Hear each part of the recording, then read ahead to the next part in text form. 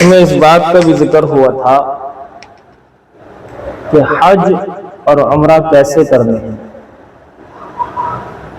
حج اور عمرے میں سب سے پہلے عمرے کے 4 افعال ذکر کیے گئے تھے تاکہ آپ کے ذہن میں رہے کہ عمرہ کوئی بھاری کام نہیں ہے، بلکہ عمرہ بڑا ہی ہلکا سا ایک عمل ہے، 3-4 گھنٹے میں ہو جاتا ہے، اور ہو سکتا ہے اس سے بھی کم ٹائم میں ہو جائے۔ پہلے عمرے میں ٹائم اس لیے لگتا ہے کہ یہاں سے احرام باندھ کر کے وہاں جاتے ہیں تو یہ احرام باندھنے کے بعد کا وقت ہے، لیکن باقی 3 افعال میں وقت بڑا کم لگتا ہے۔ آپ سے ذکر کیا تھا کہ عمرے میں سب سے پہلے نمبر پر احرام باندھنا ہوتا ہے، اور اس کے بعد مکہ پہنچ کر دوسرے نمبر پر طواف کرنا ہوتا ہے۔ اس کو طواف عمرہ بھی کہتے ہیں اور خالص اس کو طواف بھی کہتے ہیں۔ اس کے ساتھ 2 رکعت نفل واجب الطواف کے نام سے پڑھی جاتی ہے۔ بہتر ہے کہ مقام ابراہیم کے سامنے ہو جائے، لیکن مقام ابراہیم کے سامنے جگہ ملنی مشکل ہوتی ہے تو مسجد حرام میں کسی بھی جگہ آپ پڑھ سکتے ہیں۔ تیسرا عمل وہاں باب الصفا ہے، باب الصفا سے نکل کر کے آپ سیدھے صفا پر پہنچیں گے۔ صفا ایک پہاڑی کا نام ہے، مروہ ایک پہاڑی کا نام ہے۔ ان دونوں پہاڑیوں کے بیچ میں اب تو پہاڑی نہیں ہے لیکن اس کا حصہ بھی تھوڑا بہت محفوظ رکھا ہوا ہے، تو صفا سے مروہ، مروہ سے صفا، اس طریقے سے ملا کر کے یہ 7 چکر لگانے ہیں، تو اس کو صفا مروہ کی سعی کہتے ہیں۔ صفا سے مروہ 1 چکر ہوا، مروہ سے صفا 2 چکر ہوئے۔ شروع صفا سے ہونا ہے اور ختم جو ہونا ہے مروہ پر ہونا ہے۔ یہ ہو گیا آپ کے تیسرا عمل۔ چوتھا عمل وہی ہے، مرد ہیں تو بالوں کو کٹا یا مڈا دیا جائے، اور مستورات ہیں تو ایک قوربے کے برابر ان کے بالوں کی لٹوں میں سے کاٹ دیا جاتا ہے۔ یہ 4 افعال ہو گئے، ایک احرام، پھر طواف، پھر صفا مروہ کی سعی، اور چوتھا بال کٹانا، مڈانا، لٹوں میں سے ایک قوربے کے برابر کاٹنا۔ یہ افعال ہونے کے بعد آپ اپنے روم پر آ جائیے، آپ کا عمرہ ہو چکا ہے۔ احرام وغیرہ آپ چینج کر سکتے ہیں، بدل سکتے ہیں اپنے کپڑے، اسے کھول سکتے ہیں، کوئی دقت والی بات نہیں۔ اس کے بعد آپ کے سامنے ذکر کیا تھا کہ حج کے اوقات میں حج کا احرام بنے گا، وہیں سے بن جائے گا مکہ ہی سے جہاں آپ کا روم ہے، اور احرام بنے گا، اور احرام 8 ذی الحجہ کو بنے گا، اور 8 ذی الحجہ سے حج کے افعال شروع ہو جائیں گے۔ پہلے دن 8 ذی الحجہ کو احرام باندھ لینا ہے، اور احرام کے افعال آپ کے سامنے ذکر کیے جائیں گے۔ اسی میں آئیں گے احرام کی کیا کیا کرنا ہے، احرام کیسے، لبیک اللہم لبیک، لبیک لا شریک لک لبیک، ان الحمد والنعمت لک والملک لا شریک لک، اس طرح کے الفاظ سے احرام کی ابتدا ہوتی ہے، اور نیت بھی کرنی پڑتی ہے کہ میں حج کی نیت کرتا ہوں، اور سارے کام کر کے نہا دھو کر کے یا وضو کر کے آپ احرام باندھتے ہیں، اور یہ احرام باندھنے کے بعد سے آپ کا حج کے افعال شروع ہو جاتے ہیں۔ 8 ذی الحجہ پہلا عمل تو احرام ہو ہی گیا۔ اس کے بعد دوسرا کام آپ کو یہ کرنا ہے کہ یہیں سے منی نکل جائے، اپنے روم سے آپ منی جانے کے بعد وہاں 8 ذی الحجہ سے لے کر 9 ذی الحجہ تک 5 نمازیں پڑھنی ہوتی ہیں، ظہر، عصر، مغرب، عشاء، فجر۔ جب فجر ہو گئی تو 8 ذی الحجہ سے شروع تھی ظہر، اور 9 ذی الحجہ کی فجر میں 5 نمازیں پوری ہو گئی۔ منی میں یہاں 5 نمازیں پڑھنے کے بعد اب آپ کو روانہ ہو جانا ہے وہیں سے میدان عرفات کے لیے۔ میدان عرفات وہاں ظہر تک آپ پہنچ جائیں، اور ظہر تک پہنچنے کے بعد وہاں آپ کو ظہر اور عصر 2 نمازیں پڑھنی ہیں۔ وہاں ایک مسجد ہے، مسجد نمرہ۔ مسجد نمرہ میں اگر جگہ مل جائے تو وہاں امام کے پیچھے اگر نماز پڑھیں گے، تو ایسا موقع نہیں مل پاتا، تو وہاں اگر پڑھتے تو ظہر اور عصر ظہر ہی میں دونوں نمازیں پڑھی جاتی ایک ساتھ، لیکن ایسا ہوتا نہیں۔ اپنے اپنے جو خیمے ہیں، عام طور پر مستورات کے خیمے نہیں پڑھیں گے، تو یہ ظہر ظہر میں اور عصر عصر کے وقت میں اپنے اوقات پر پڑھیں گے۔ اس کے بعد کہتے ہیں کہ یہاں شام تک رکنا ہے، مغرب کا وقت داخل ہو جائے، مغرب کا وقت آ جائے، مغرب کے وقت سے پہلے وہاں سے آپ نکل نہیں سکتے، کیونکہ مغرب کا ٹھہرنا واجب ہے، لیکن نماز نہیں پڑھیں گے۔ اس کے بعد سب سے پہلے جو حج کا امام ہے، بڑا جو ہوتا ہے، جو حج کا ذمہ دار، وہ وہاں سے چل پڑے گا، تو آپ لوگ بھی وہاں سے مزدلفہ کے لیے چل پڑیں گے۔ میدان عرفات کے بعد مغرب کے وقت میں امام حج جو امیر حج کے جانے کے بعد، ان کے قافلے کے جانے کے بعد میں پھر یہاں سے آپ روانہ ہوں گے اور عشاء تک مزدلفہ پہنچیں گے۔ مزدلفے کے اندر وہ ذہن میں رکھو اپنے آپ، میدان عرفات میں ظہر سے عصر تک کیا کرنا ہے، وہاں نمازیں پڑھنی ہے، اللہ اللہ کرنا، دعا کرنی ہے۔ یہ دعا کرنے کا عمل تو آپ کو معلوم ہی ہے۔ اب جو ہے مغرب ہم چل کر کے عشاء تک مزدلفہ کے اندر پہنچے ہیں، اور مزدلفہ پہنچنے کے بعد پہلے مغرب پھر عشاء، اور اس کے بعد میں پھر مغرب کی سنتیں، وہ اس کے بعد پھر عشاء کی سنتیں اور نوافل اور وتر وغیرہ ساری چیزیں پڑھی جائیں گی مزدلفہ میں۔ وہاں ساری نمازیں پڑھنے کے بعد اب آپ چاہے تو آرام کریں، کیونکہ آرام کرنے کا بھی ثبوت ملتا ہے، چاہے تو نمازیں پڑھ لیں، دعا مانگ لیں، یہ سارے ہی کام کر لیں، تھوڑی نماز، تھوڑی دعا، تھوڑا لیٹ جائیں، سو جائیں، تو کل کے عمل کافی سارے ہیں۔ 9 ذی الحجہ ختم ہو گئی، 10 ذی الحجہ کی رات آ گئی، اب 10 ذی الحجہ کی صبح ہو گئی۔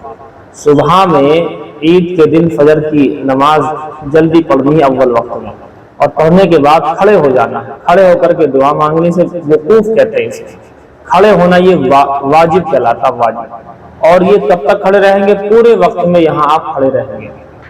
ویسے تو ایک لمحے کے لیے بھی کھڑے ہو گئے تو واجب ادا ہو گیا، لیکن سنت یہ ہے کہ زیادہ دیر تک کھڑے رہیں، پورے وقت تک کھڑے رہیں، اور جب دیکھیں کہ سورج طلوع ہونے والا، تقریباً آدھا گھنٹہ پون گھنٹہ آپ کو وہ مل جائے گا کھڑے ہونے کے لیے، اس میں آپ دعائیں مانگیں، سارے کام کریں، اور اس کے بعد پھر وہاں سے آپ صبح میں عید کے دن 10 ذی الحجہ کو طلوع آفتاب سے پہلے یہاں سے روانہ ہو جائیں مینا کے لیے۔ مینا میں آنے کے بعد آپ کو کیا کرنا ہے؟ سب سے پہلا ایک کام یہ ہے کہ جو آپ لبیک اللہم لبیک اسی وقت سے کہہ رہے ہیں بار بار۔ 8 ذی الحجہ میں جب آپ نے احرام باندھا تھا تو اس وقت سے لے کر کے اب 10 ذی الحجہ تک، شیطان کے کنکری مارنے تک، آپ لبیک اللہم لبیک لبیک لا شریک لک لبیک ان الحمد والنعمت لک والملک لا شریک لک، اسے آپ بار بار پڑھ رہے ہیں، بار بار پڑھ رہے ہیں۔ ٹھیک ہے، بار بار پڑھنا بھی چاہیے، لیکن جب 10 ذی الحجہ میں بڑے شیطان کو کنکری مارنے کے لیے پہنچتے ہیں، 7 پہل کے دن 7 کنکری جو شیطان ہے بڑا، اسی کو مارتے ہیں، باقی کسی پر نہیں۔ جیسے ہی آپ وہاں پر پہنچتے ہیں 7 کنکری مارنے کے لیے، اس سے پہلے آپ کو اس کو بند کر دینا، اسے کہتے ہیں تلبیہ۔ تلبیہ لبیک اللہم لبیک کا نام تلبیہ، تو تلبیہ کو آپ روک لیں گے، اب پڑھنا بند کر دیں گے۔ اب آپ اللہ اکبر کہہ کر 7 کنکری ماریں گے بڑے والے شیطان کو، اسے جمرہ عقبہ کی رمی کہتے ہیں، جمرہ عقبہ کی رمی، بڑے شیطان کو کنکری مارنا، 7 لگیں گے۔ تو آپ سے میں ذکر کر دیا تھا کہ مزدلفہ کی رات میں وہیں کہیں سے آپ کو 70 کنکری تو کنفرم، اور اس کے علاوہ 4-5 کنکریاں ایکسٹرا اپنے پاس رکھنی ہے، تو وہ کنکریاں آپ کی 7 یہاں پر خرچ ہو جائیں گی آج کے دن۔ تو پہلا کام مزدلفہ سے مینا آنے کے بعد تلبیہ بن کر کے 7 کنکریاں مارنی ہے بڑے شیطان کو، جمرہ عقبہ کی رمی کہتے ہیں۔ دوسرا کام، آپ اپنی قربانی کے جانور کے ذبح ہونے کا انتظار کریں گے، انتظار کریں گے۔ اگر آپ کے پاس کچھ ایسا سسٹم ہے، فون کر سکتے ہیں، معلوم ہو جائے، یا ٹائم دیا ہوا ہے کہ فلاں ٹائم آپ کی قربانی ہو جائے گی، تو بہرحال معلوم ہو جاتا ہے تو اب آپ کی قربانی ہو گئی، یا بہتر یہ کہ اپنے ہاتھ سے وہیں پر آپ ذبح کریں، لیکن ایسا اتنی بھیڑ میں نہیں ہو پاتا آج کل۔ اگر کوئی کر لیتا ہے تو بہت اچھی بات ہے، اول تو ایسا ہوتا نہیں ہے۔ وہاں بینک ہیں، بینکوں کے اندر 5000 ریال کے لگ بھگ، یا کچھ ریال کے لگ بھگ 5000 نہیں 500 ریال کے لگ بھگ جمع ہو جاتے، تقریباً ہمارے یہاں کی 15000 روپے کی بیٹھتی ہے وہ یہ قربانی۔ تو اگر کسی بینک میں یا پھر وہیں کسی پرائیویٹ سنستھا سے آپ کانٹیکٹ کر کے اپنا جانور ذبح کرا سکتے ہیں۔ دوسرا کام ہو گیا، پہلے کنکری بڑے شیطان کو، اور دوسرا کام عید کے دن کا جانور ذبح ہونا، اور تیسرا کام پھر آپ کا وہی بال، مرد ہے تو کٹا بھی سکتے ہیں 4 سر کے، اور منڈا بھی سکتے ہیں، لیکن عورتوں کو صرف کیا کرنا ہے؟ صرف پوروے کے برابر بالوں کو کٹانا ہے۔ یہ ان کے 3 کام لگاتار ہونے ہیں، یعنی پہلا کام بڑے شیطان کو کنکری جمرہ عقبہ کی رمی کہتے ہیں اس کو، دوسرا کام جانور کا ذبح ہونا، اور تیسرا کام بال ملانا یا بال کٹانا یا پوروں کے برابر بال کو کٹانا۔ یہ سارے عمل آج کے دن کے ہیں تینوں۔ ان تینوں عمل سے آپ فارغ ہو گئے، مثال طور پر آپ 11-12 بجے ظہر تک فارغ ہو گئے ان تینوں عمل سے آپ، تو اب ان تینوں عمل سے فارغ ہو کر کے آپ احرام کھول سکتے ہیں۔ اب آ جائیے روم پر، اپنے جو بھی آپ کا خیمہ روم ہے، اپنے کپڑے وغیرہ آپ جو ہے چینج کر سکتے ہیں، اور اسی طرح سے آپ احرام، مرد حضرات ہیں تو مرد حضرات میں سے جو ہے اپنا احرام 2 چادریں ہوتی ہیں، نارمل کپڑے آ کر کے پہن سکتے ہیں، کرتا پاجامہ وغیرہ۔ تو یہ آپ کے افعال ہو گئے عید کے دن۔ اب دیکھیے آپ کے پاس وقت ہے، ظہر کا ٹائم ہو گیا، تینوں کام آپ کے آج کے دن کے پورے ہو گئے۔ ایک عمل اس طرح کا ہے کہ وہ چاہے تو آج کر لیں، چاہے تو کل کر لیں، یا چاہے تو پرسوں، یعنی 12 ذی الحجہ کی شام سے پہلے اس عمل کو کرنا ہے۔ وہ فرض ہے، بڑے فرضوں میں آپ نے بتایا تھا کہ حج کے 3 فرائض، ایک احرام باندھنا، دوسرا وقوف عرفہ، 2 تو ہو گئے ہیں، اور تیسرا فرض تھا طواف زیارت۔ وہ چاہے تو آج کر لیں، آج آپ کو ٹائم لگ رہا ہے، فارغ ہیں آپ، محسوس ہو رہا ہے کہ اتنا دم ہے آپ کے اندر، کیونکہ آدمی کافی تھک جاتا ہے، کوئی نہیں، بہت سارے لوگ اس دن کرتے ہیں، تو آپ طواف زیارت کے لیے مکہ آ جائیں۔ مینا سے مکہ کوئی زیادہ دور تو ہے نہیں، تو مکہ آ جائیں، اور مکہ آ کر کے آپ طواف زیارت کر لیں۔ اور طواف زیارت جو فرض ہے بڑا، اس کو کریں گے تو اس کے ساتھ میں سعی بھی کرنی پڑے گی، جیسا آپ نے عمرے کے اندر کی تھی نا، صفا مروہ کے درمیان سعی کی تھی آپ نے، سیم اسی طریقے سے طواف زیارت کرنے کے بعد 2 رکعت نفل واجب الطواف پڑھنے کے بعد باب الصفا سے نکل کر کے پھر وہیں جانا ہے، اور صفا سے مروہ تک 1 چکر، مروہ صفا تک 2 چکر، اس طریقے سے 7 چکر لگا کر کے اپنا سعی کر لیں۔ یہ حج کی سعی ہے آپ کی، اور پہلے جو ہوئی تھی وہ عمرے کی سعی ہوئی تھی۔ یہ ہو گیا جی آپ کا۔ اب یہ والا عمل کر کے آپ کو واپس مینا میں آنا ہے، چونکہ یہ رات جو گزارنی ہے مینا ہی میں گزارنی ہے، تو مینا آئیں گے واپس رات سے پہلے۔ رات کا گزارنا وہاں واجب تو نہیں ہے مینا میں، لیکن سنت ہے، لہذا آپ یہ کام شام تک فارغ ہو گیا۔ آپ نے جو ہے 3 کام صبح مینا میں کیے آپ نے، یعنی جمرہ عقبہ کی رمی، بڑے شیطان کے ساتھ کنکری ماری، جانور ذبح، اور تیسرا آپ نے بال کٹائے ہیں، اس کے بعد احرام کھول کر کے آپ اپنے دوسرے کپڑے پہن کر کے طواف زیارت کے لیے آ گئے۔ طواف زیارت کر کے آپ نے صفا مروہ کی سعی کر لی، گویا کہ آج کے دن آپ نے عید کے دن 5 کام کیے۔ اب آپ شام تک فارغ ہو کر کے مینا پہنچ گئے، اور مینا پہنچنے کے بعد آپ وہاں پر آرام کریں، اللہ اللہ کریں، کام آپ کا ہلکا ہو گیا ہے بہت۔ اب صبح آ گئی، صبح سے لے کے دوپہر تک بھی اللہ اللہ کرنا ہے، رات میں اللہ اللہ کرنا ہے۔ 11 تاریخ کی دوپہر ہو گئی، زوال کا وقت ہو گیا، زوال کا وقت ختم ہو گیا، ختم ہو کر کے ظہر کا وقت شروع ہو گیا ہے۔ اب آپ کو یہاں ظہر کے وقت میں مسجد خیف کے برابر سے وہاں پہنچنا ہے، اور وہ تینوں شیطانوں کو کنکریاں مارنی ہیں آج 10 تاریخ میں عید کے دن، تو ایک شیطان کو بڑی کنکری، بڑے والے کو ماری 7 کنکری، آج دوسرے دن جو ہے تینوں شیطانوں کو 7 کنکریاں مارنی ہے۔ پہلے چھوٹے شیطان کو 7 کنکری مارنی ہے اور وہاں پر دعا کرنی ہے، پھر دوسرے اس سے بڑے والے شیطان کو مارنی ہے 7 کنکریاں، پھر وہاں دعا کرنی ہے، پھر سب سے بڑا والا شیطان جس کو ہم نے پہل کے دن 7 کنکریاں ماری تھی، لاسٹ میں اس پر آنا ہے، اور اس کو 7 کنکریاں مارنے کے بعد آپ کو وہاں ٹھہرنا نہیں ہے، دعا نہیں کرنی ہے، واپس اپنے روم پر آنا ہے۔ صرف یہی عمل رہ گیا۔ اب آ جائیے 11 ہو گئی، آپ نے ظہر کے بعد میں ظہر کے وقت میں کنکری مار لی ہے، آپ فارغ ہو گئے ہیں، اس کے بعد آ جائیے روم پر، آرام کریں، نماز پڑھیں، رات ہو گئی ہے، آرام کریں، نماز پڑھیں، صبح ہو گئی ہے، آرام کریں، نماز پڑھیں، اس کے بعد پھر آ گئی ظہر، تو 12 تاریخ کی ظہر پھر آ گئی ہے، زوال کا وقت ختم ہو چکا ہے، پھر جائیے آپ، پھر وہی چھوٹے شیطان کو 7 کنکری اور دعا مانگنی ہے، پھر اس سے بڑے والے کو 7 کنکری پھر دعا مانگنی ہے، اس کے بعد وہی سب سے بڑا شیطان وہاں 7 کنکری مارنی، لیکن دعا نہیں کرنی، اپنے روم پر آ جائیے، روم پر رہیں۔ اب 12 تاریخ ہو چکی ہے، 12 تاریخ ہو چکی ہے، آج 12 تاریخ کی کنکریاں مارنے کے بعد چاہیں تو آپ مکہ آ جائیں اپنے روم پر جہاں بھی آپ کا ہے، اور اگر آپ رک گئے وہاں مغرب آپ کو مینا میں ہو گئی تو آپ کو 1 دن اور رکنا پڑے گا، اور اس کی کنکریاں 21 کنکری ہمارے پاس موجود ہیں، ابھی باقی رہ گئی 21 کنکری ہمارے پاس، क्योंकि हमने उसी हिसाब से ली थी कंकरी। तो अगर मान लीजिए खुदा न खास्ता वहां रुकना पड़ गया या रात हो गई तो अगले दिन फिर हमें 13 तारीख को कंकरी मारे बगैर नहीं जा सकते। फिर ऐसी आज 13 तारीख की रात को आराम करें, नमाजें पढ़ें, फिर सुबह नमाजें पढ़े आराम करें, फिर दोपहर हो गई, जवाल का वक्त हो गया, तो 13 तारीख की से फिर जवाल के बाद फिर आप वही छोटे शैतान को 7 कंकरी मारनी है, दुआ करनी है, फिर उससे बड़े को 7 कंकरी मारनी है, फिर दुआ करनी है, फिर सबसे बड़े को वही 7 कंकरी मारनी, फिर दुआ नहीं करनी, उसके बाद वापस आना है रूप पर। अब आपके सारे अमल खत्म हो चुके हैं सिवाय एक अमल के, वो क्या है? अब आप आ जाइए मक्का। मक्का आने के बाद तवाफ वदा, अलविदाई तवाफ कहते हैं इसको, तो आपका वो बाकी रह गया। जब आपको यहाँ से घर जाना हो या आपसे मदीना जाना हो, यहाँ से बहरहाल हटना है मक्का से, तो आप ये आखिरी तवाफ चाहे तो आज कर लें, कल कर लें, परसों, जब आपका मन करे ये आखिरी तवाफ करके आप हज से फारिग हो गए। और उसके बाद आप चाहे उम्रे करते रहें, तवाफ करते रहें, आपकी मर्जी है।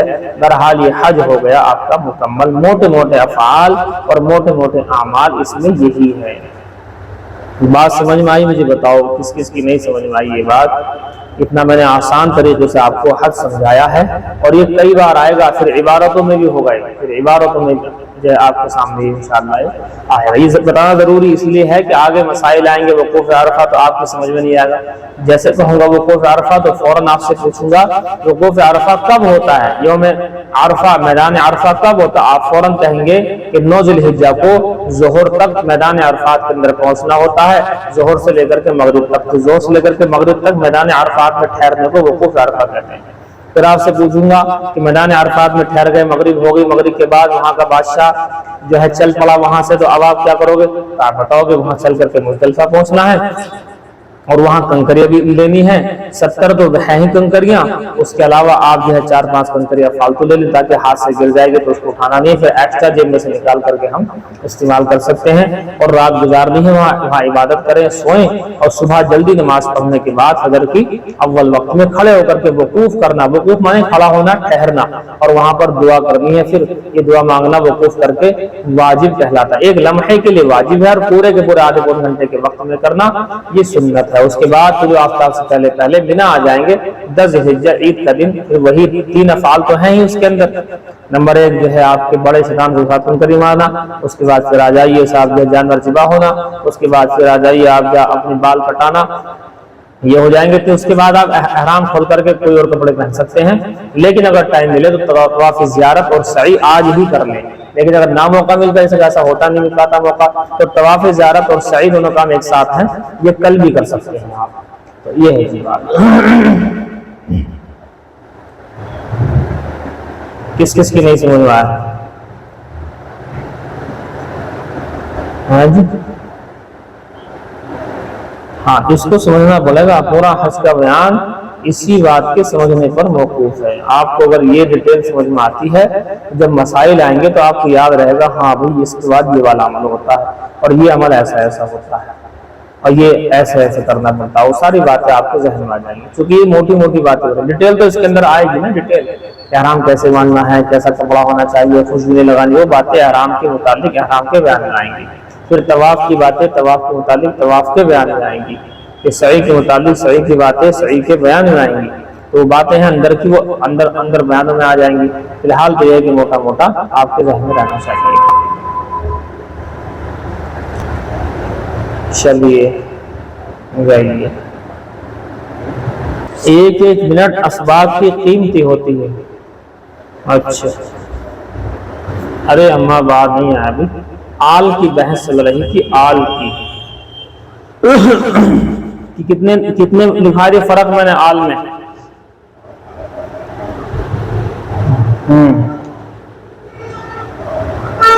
एक बात लिख लो, ये 4थे नंबर की बात है, लेकिन लिख लो इसको। देखिए बाप, इसको लिख लो। क्या लिखना है देखो वो बताएंगे। बाज हजरात का ख्याल ये है कि आल की इजाफत जमीर की तरफ करना अच्छी बात नहीं है।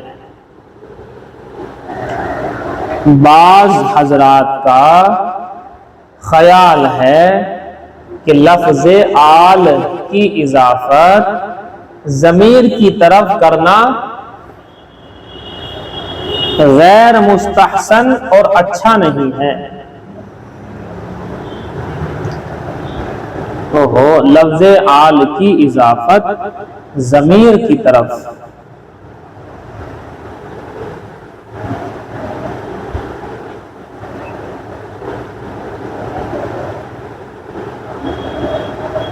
لفظ آل کی اضافت ضمیر کی طرف کرنا غیر مستحسن یعنی اچھا نہیں ہے۔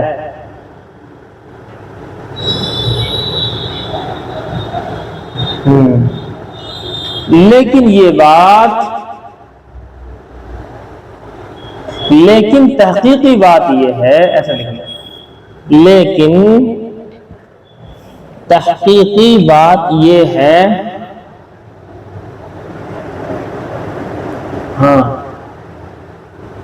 لیکن تحقیقی بات یہ ہے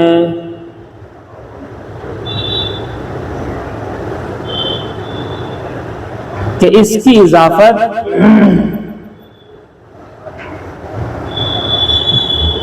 کلام عرب میں ضمیر کی طرف آئی ہے۔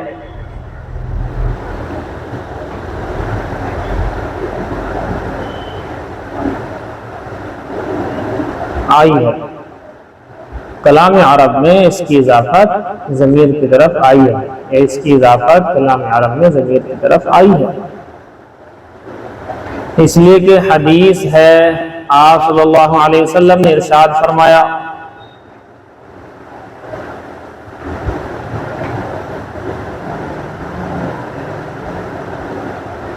جی حدیث ہے، ارشاد فرمایا، دیکھو آلی، آل یا کی طرف اضافت ہے، آلی میری آل، ہاں آل کی اضافت کس کی طرف ہے؟ یا کی طرف ہے، آلی، آگے دیکھو، ابھی نہیں لکھنا نہیں اردو، خالی آلی کل مؤمن تقی، دیکھو آلی کل مؤمن تقی، بڑے قاف سے، مؤمن تقی الی یوم القیامت،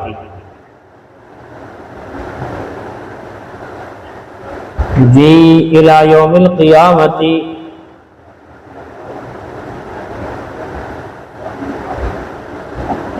الی یوم القیامت،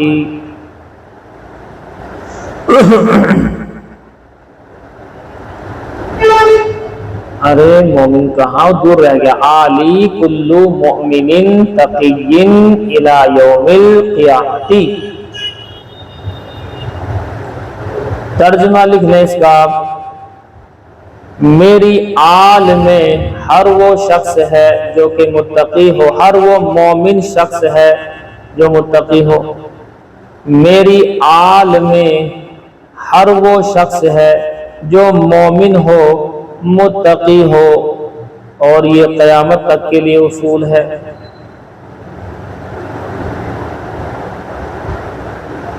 میری آل تو، یا میری آل میں تو ہر وہ شخص ہے جو مومن ہے، متقی ہے، قیامت تک۔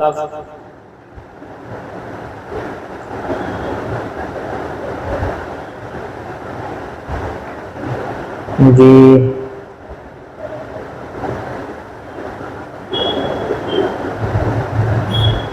نہیں لکھا جی، لکھیں آل سے مراد کون ہے، آل سے مراد کون ہے، آل کا مصداق، ایسے لکھ لو بڑا بڑا، آل کا مصداق یعنی حضور کی آل اولاد میں حضور کے گھر میں کون کون آئے گا، آل کا مصداق،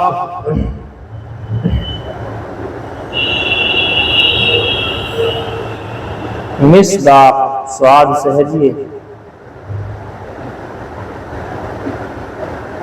مصداق آل کے مصداق میں مختلف اقوال ہیں، آل کے مصداق میں مختلف اقوال ہیں۔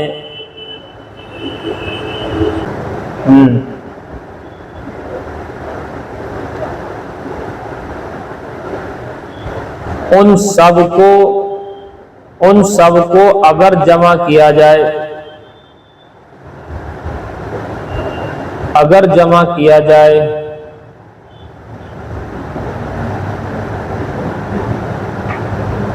تو خلاصہ یہ نکلتا ہے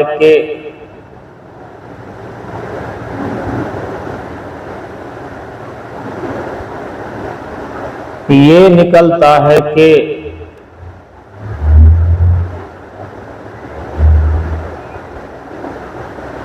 آل کا مصداق، آل کے مصداق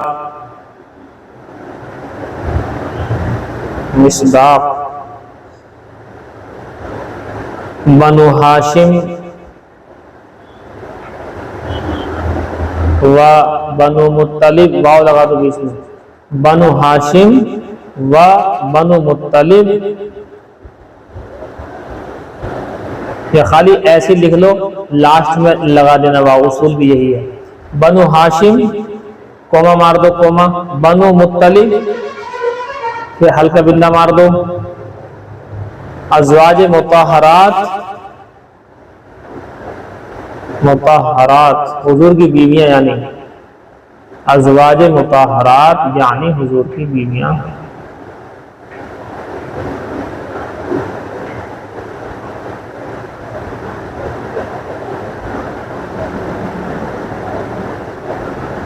اور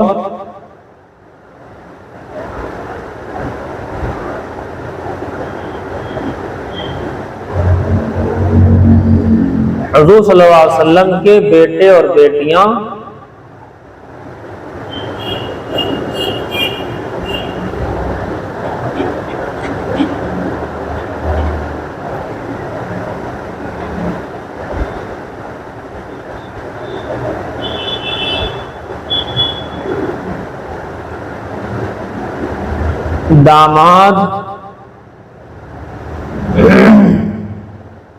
داماد ہاں داماد رسول، اور ہر وہ شخص جو قیامت تک آئے، ہر وہ شخص جو قیامت تک مومن اور متقی ہو، ہر وہ شخص جو قیامت تک مومن اور متقی آئے، پہلے قیامت تک کے آنے والے مومن متقی، ہاں تو ان سب اقوال کا میں نے آپ کو خلاصہ ذکر کیا نا۔ چلیے بس اتنی تفصیل رہنے دو، باقی چونکہ یہ تفصیل آئندہ کتابوں میں آپ پڑھیں گے کہ حضور صلی اللہ علیہ وسلم کے ازواج مطہرات 11 کی روایتیں ملتی ہیں، 2 کا انتقال حضور کے وقت میں ہوا تھا، 9 حضور صلی اللہ علیہ وسلم کے وقت انتقال کے وقت میں موجود تھی، بخاری کی کتاب النکاح میں روایت ہے، اور 2 کا انتقال جن کا ہوا تھا حضرت خدیجہ، حضرت ام سلمہ، باقی موجود تھی حضور کے وصال پر۔ یہ آپ پڑھیں گے، جو بڑی بڑی کتابیں آئیں گی وہاں آپ پڑھیں گے اس کو، ہاں، اور آپ کو یہ پتہ لگے گا کہ حضور کے بیٹوں کے بارے میں روایت، ایک 3 کی روایت ہے، ایک 5 کی روایت ہے، ایک 7 کی روایت ہے۔ اگر 3 کی روایت کو مان لیتے ہیں تو قاسم، عبداللہ اور ابراہیم بنتے ہیں، 5 کی روایت کو مانتے ہیں تو قاسم، عبداللہ، ابراہیم تو رہیں گے، ساتھ میں طیب، طاہر ہو جائیں گے، اور اگر 7 والی روایت کو مانتے ہیں تو قاسم، عبداللہ، ابراہیم تو ہیں ہی، اور طیب، طاہر بھی اس میں موجود ہیں، پھر 2 اور بڑھیں گے، مطیب، مطہر، اس طریقے سے 7 کی روایتیں ہو جائیں گی۔ افضل اور اعلیٰ کوالٹی کی، راجح کوالٹی کی روایت وہی ہے جس میں 3 کا ذکر ہے۔ آگے بڑھیں گے تو ہم 4 بیٹیوں کا ذکر کریں گے، وہ 4 بیٹوں کے اندر حضرت بی بی فاطمہ الزہرا، یہ تو ہے ہی سب سے لاسٹ والی ہیں، سب سے بڑی ہیں زینب، بی بی زینب ہیں، بی بی رقیہ ہیں، بی بی ام کلثوم ہیں، اور باقی فاطمہ الزہرا تو ہوئے گی، اس لیے 4 بیٹیاں ہیں۔ تو چاروں بیٹیوں میں سے ہر ایک کی اولاد کا ذکر آئے گا، جیسے کہ بی بی زینب کے ہاں 2 بچوں کی پیدائش ہے، ایک کا نام علی اور ایک کا نام امامہ، اور علی امامہ دونوں کا یہ لا ولد انتقال کرے۔ حضرت علی جو ہے وہ والا علی نہیں، بڑے والے علی، یہ چھوٹے علی ہیں حضور کے نواسے، حضرت زینب کے بیٹے ہوئے تھے۔ یہ جو ہے یہ قول کے مطابق بچپن میں انتقال کر گئے رہے تھے, اور ایک قول کے مطابق یہ بڑے ہو کر کے جنگ کے اندر گئے تھے, وہاں پر انتقال ہوا تھا. اور امامہ جو ہیں ان کا نکاح حضرت فاطمہ الزہرا کے بعد میں حضرت علی سے ہوا ہے, لیکن اولاد نہیں ہوئی ہے. حضرت علی کے بعد میں دیگر سبھی نکاح ہوئے ہیں لیکن کسی سے اولاد نہیں ہوئی ہے. لہذا حضرت امامہ کا بھی انتقال بنا اولاد کے ہوا ہے. حضرت علی جو ان کے بیٹے تھے یعنی حضور کے نواسے بھی ہوئے علی, ان کا انتقال بھی ویسے ہی انتقال. حضرت بی بی زینب سے کوئی اولاد آگے نہیں بڑھی. اس کا مطلب یہ ہے بی بی رقیہ کیا ہے, ایک بیٹے کی پیدائش ملے گی آپ کو, حضرت عبداللہ نام رکھا تھا ان کا, وہ بھی جو ہے بچپن میں انتقال کر گئے تھے, ان سے آگے اولاد نہیں بڑھی. بی بی ام کلثوم کے ہاں کوئی اولاد ہوئی ہی نہیں. کل ملا کر کے فاطمہ الزہرا کے ہاں پر ایک روایت 6 کی, ایک روایت 5 کی ہے. اگر 6 کی روایت لیں گے تو حسن حسین محسن اور 3 بیٹیاں زینب, رقیہ, ام کلثوم. اور اگر 5 کی روایت لیں گے تو حسن حسین محسن اور زینب, ام کلثوم. ہاں رقیہ ہٹ جائیں گی. تو اس کے بعد حضرت حسن حسین کی اعلی اولاد ہیں. یہ ہے سارا خلاصہ. یہ باتیں آپ کو بڑی کتابوں میں ملیں گی. اب آپ کو اگر یاد کرنی ہے تو ویڈیو اس کی بن رہی ہے, آپ ویڈیو سے نقل کر کے یاد کر سکتے ہیں. میں نے آپ کو ذکر کر دیا. دیکھیے آگے چلیں. اصحاب کا لفظ آئے گا. اصحاب لکھیں آپ اپنا, ایک دم لکھیں ذرا سا. اصحاب لکھ لیں ذرا سا صحیح لکھ لیں, ذرا سا صحیح. اصحاب جی, یہ صحبن یا صحیبن کی جمع ہے. اصحاب صحبن یا صحیبن کی جمع ہے.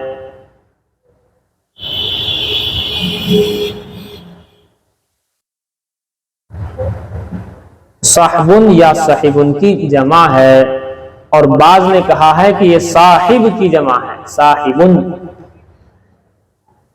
اصحاب یہ صحبن یا صحیبن کی جمع ہے, اور بعض حضرات نے کہا ہے کہ یہ صاحبن کی جمع ہے. لکھیں جی.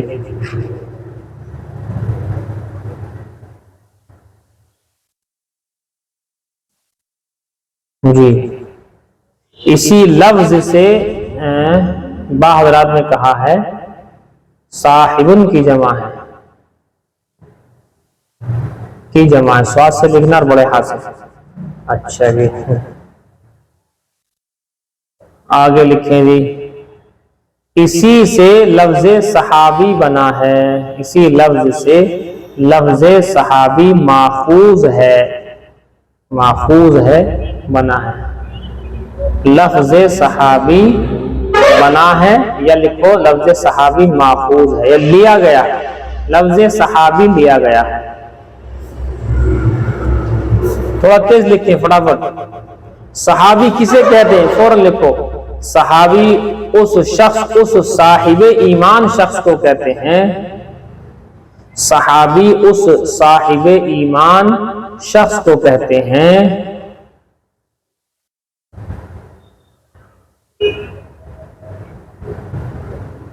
کہ جس نے ایمان کی حالت میں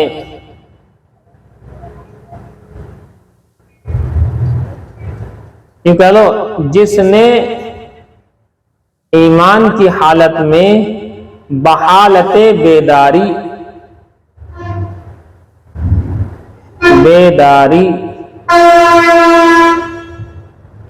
آپ صلی اللہ علیہ وسلم سے کو, آپ صلی اللہ علیہ وسلم کو دیکھا ہو, یا آپ صلی اللہ علیہ وسلم سے ملاقات کی ہو, یا آپ صلی اللہ علیہ وسلم سے ملاقات کی ہو, اور ایمان ہی پر خاتمہ ہوا ہو. یہ بھی شرط ہے. اور ایمان ہی پر خاتمہ ہوا ہو.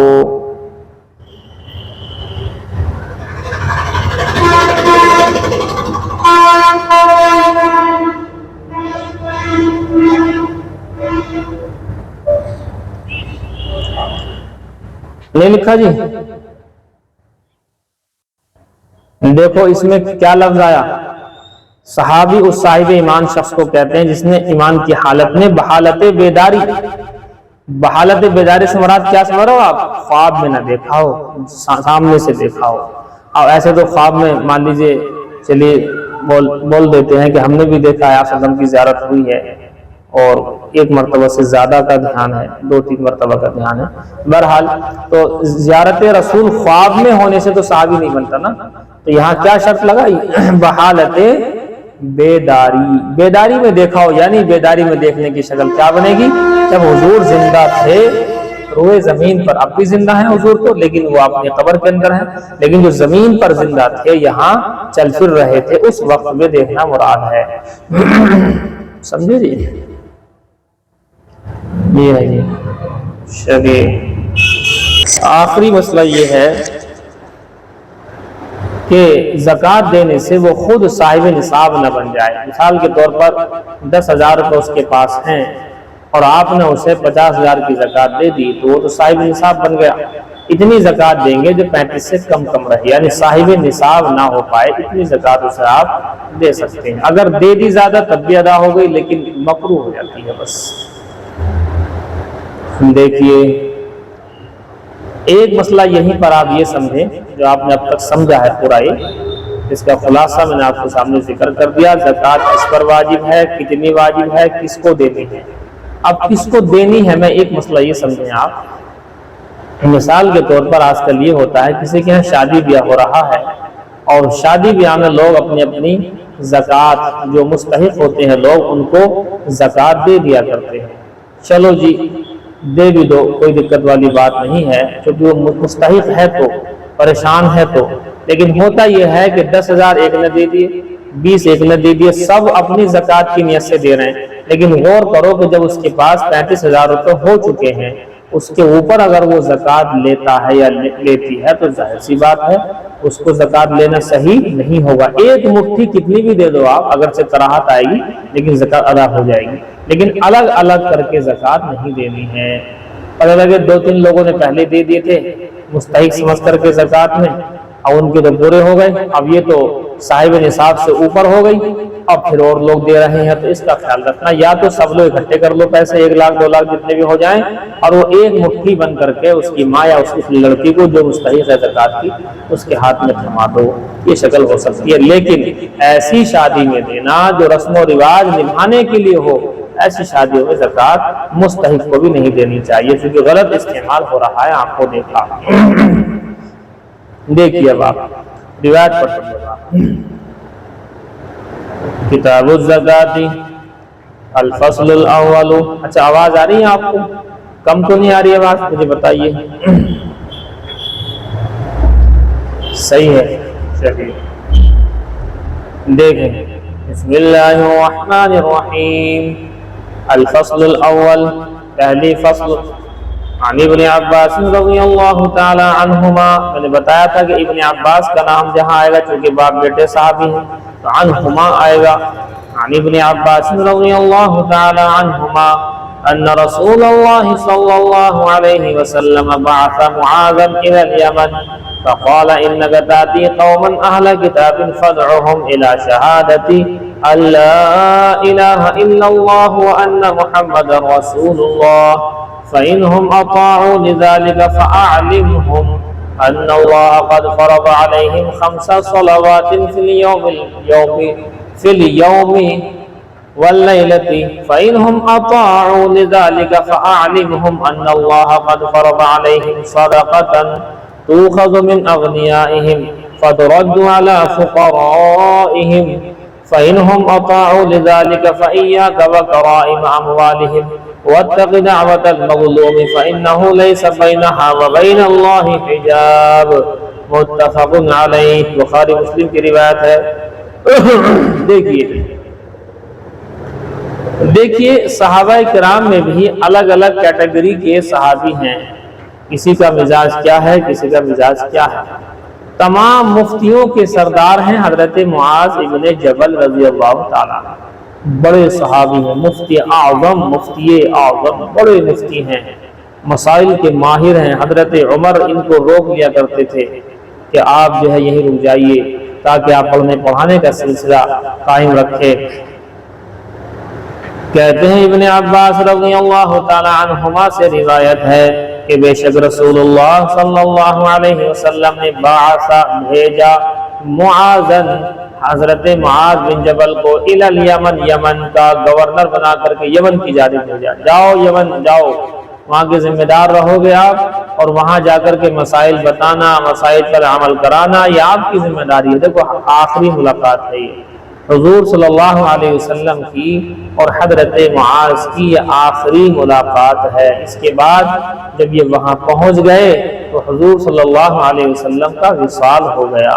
اس آخری ملاقات میں بہت ساری باتیں ہوئی ہیں، جس میں سے ایک بات جو مشہور ہے، حضور نے پوچھا بما تقضی یا معاذ، اے معاذ کس چیز سے فیصلہ کرو گے؟ حضرت معاذ بن جبل کہتے ہیں اللہ کی کتاب سے۔ فرمایا کہ اگر اس میں نہ پاؤ تو فرمایا آپ کی سنتوں سے یعنی حدیثوں سے کہ اس میں بھی نہ ملے۔ حضرت معاذ نے فرمایا اجتہد برأیی، میں اپنی رائے سے اجتہاد کروں گا، قرآن و حدیث میں غور و فکر کر کے کوئی فیصلہ کرنے کی کوشش کروں گا۔ تو حضور نے بڑی شاباشی دی کہ اللہ کا شکر ہے کہ اللہ نے توفیق دی رسول کے قاصد کو اس بات کی کہ وہ ایسا کہے۔ بہرحال یہ مشہور ہے، باقی یہ روایت بھی اسی وقت کی ہے۔ فرماتے ابن عباس رضی اللہ تعالی عنہما سے روایت ہے، فرماتے بے شک رسول اللہ صلی اللہ علیہ وسلم نے ارشاد فرمانے بعثا بھیجا معاذ حضرت معاذ بن جبل کو الی الیمن، یمن بھیجا۔ کیوں بھیجا؟ یمن بھیجا، یمن کا گورنر بنا کر، قاضی اور امیر بنا کر۔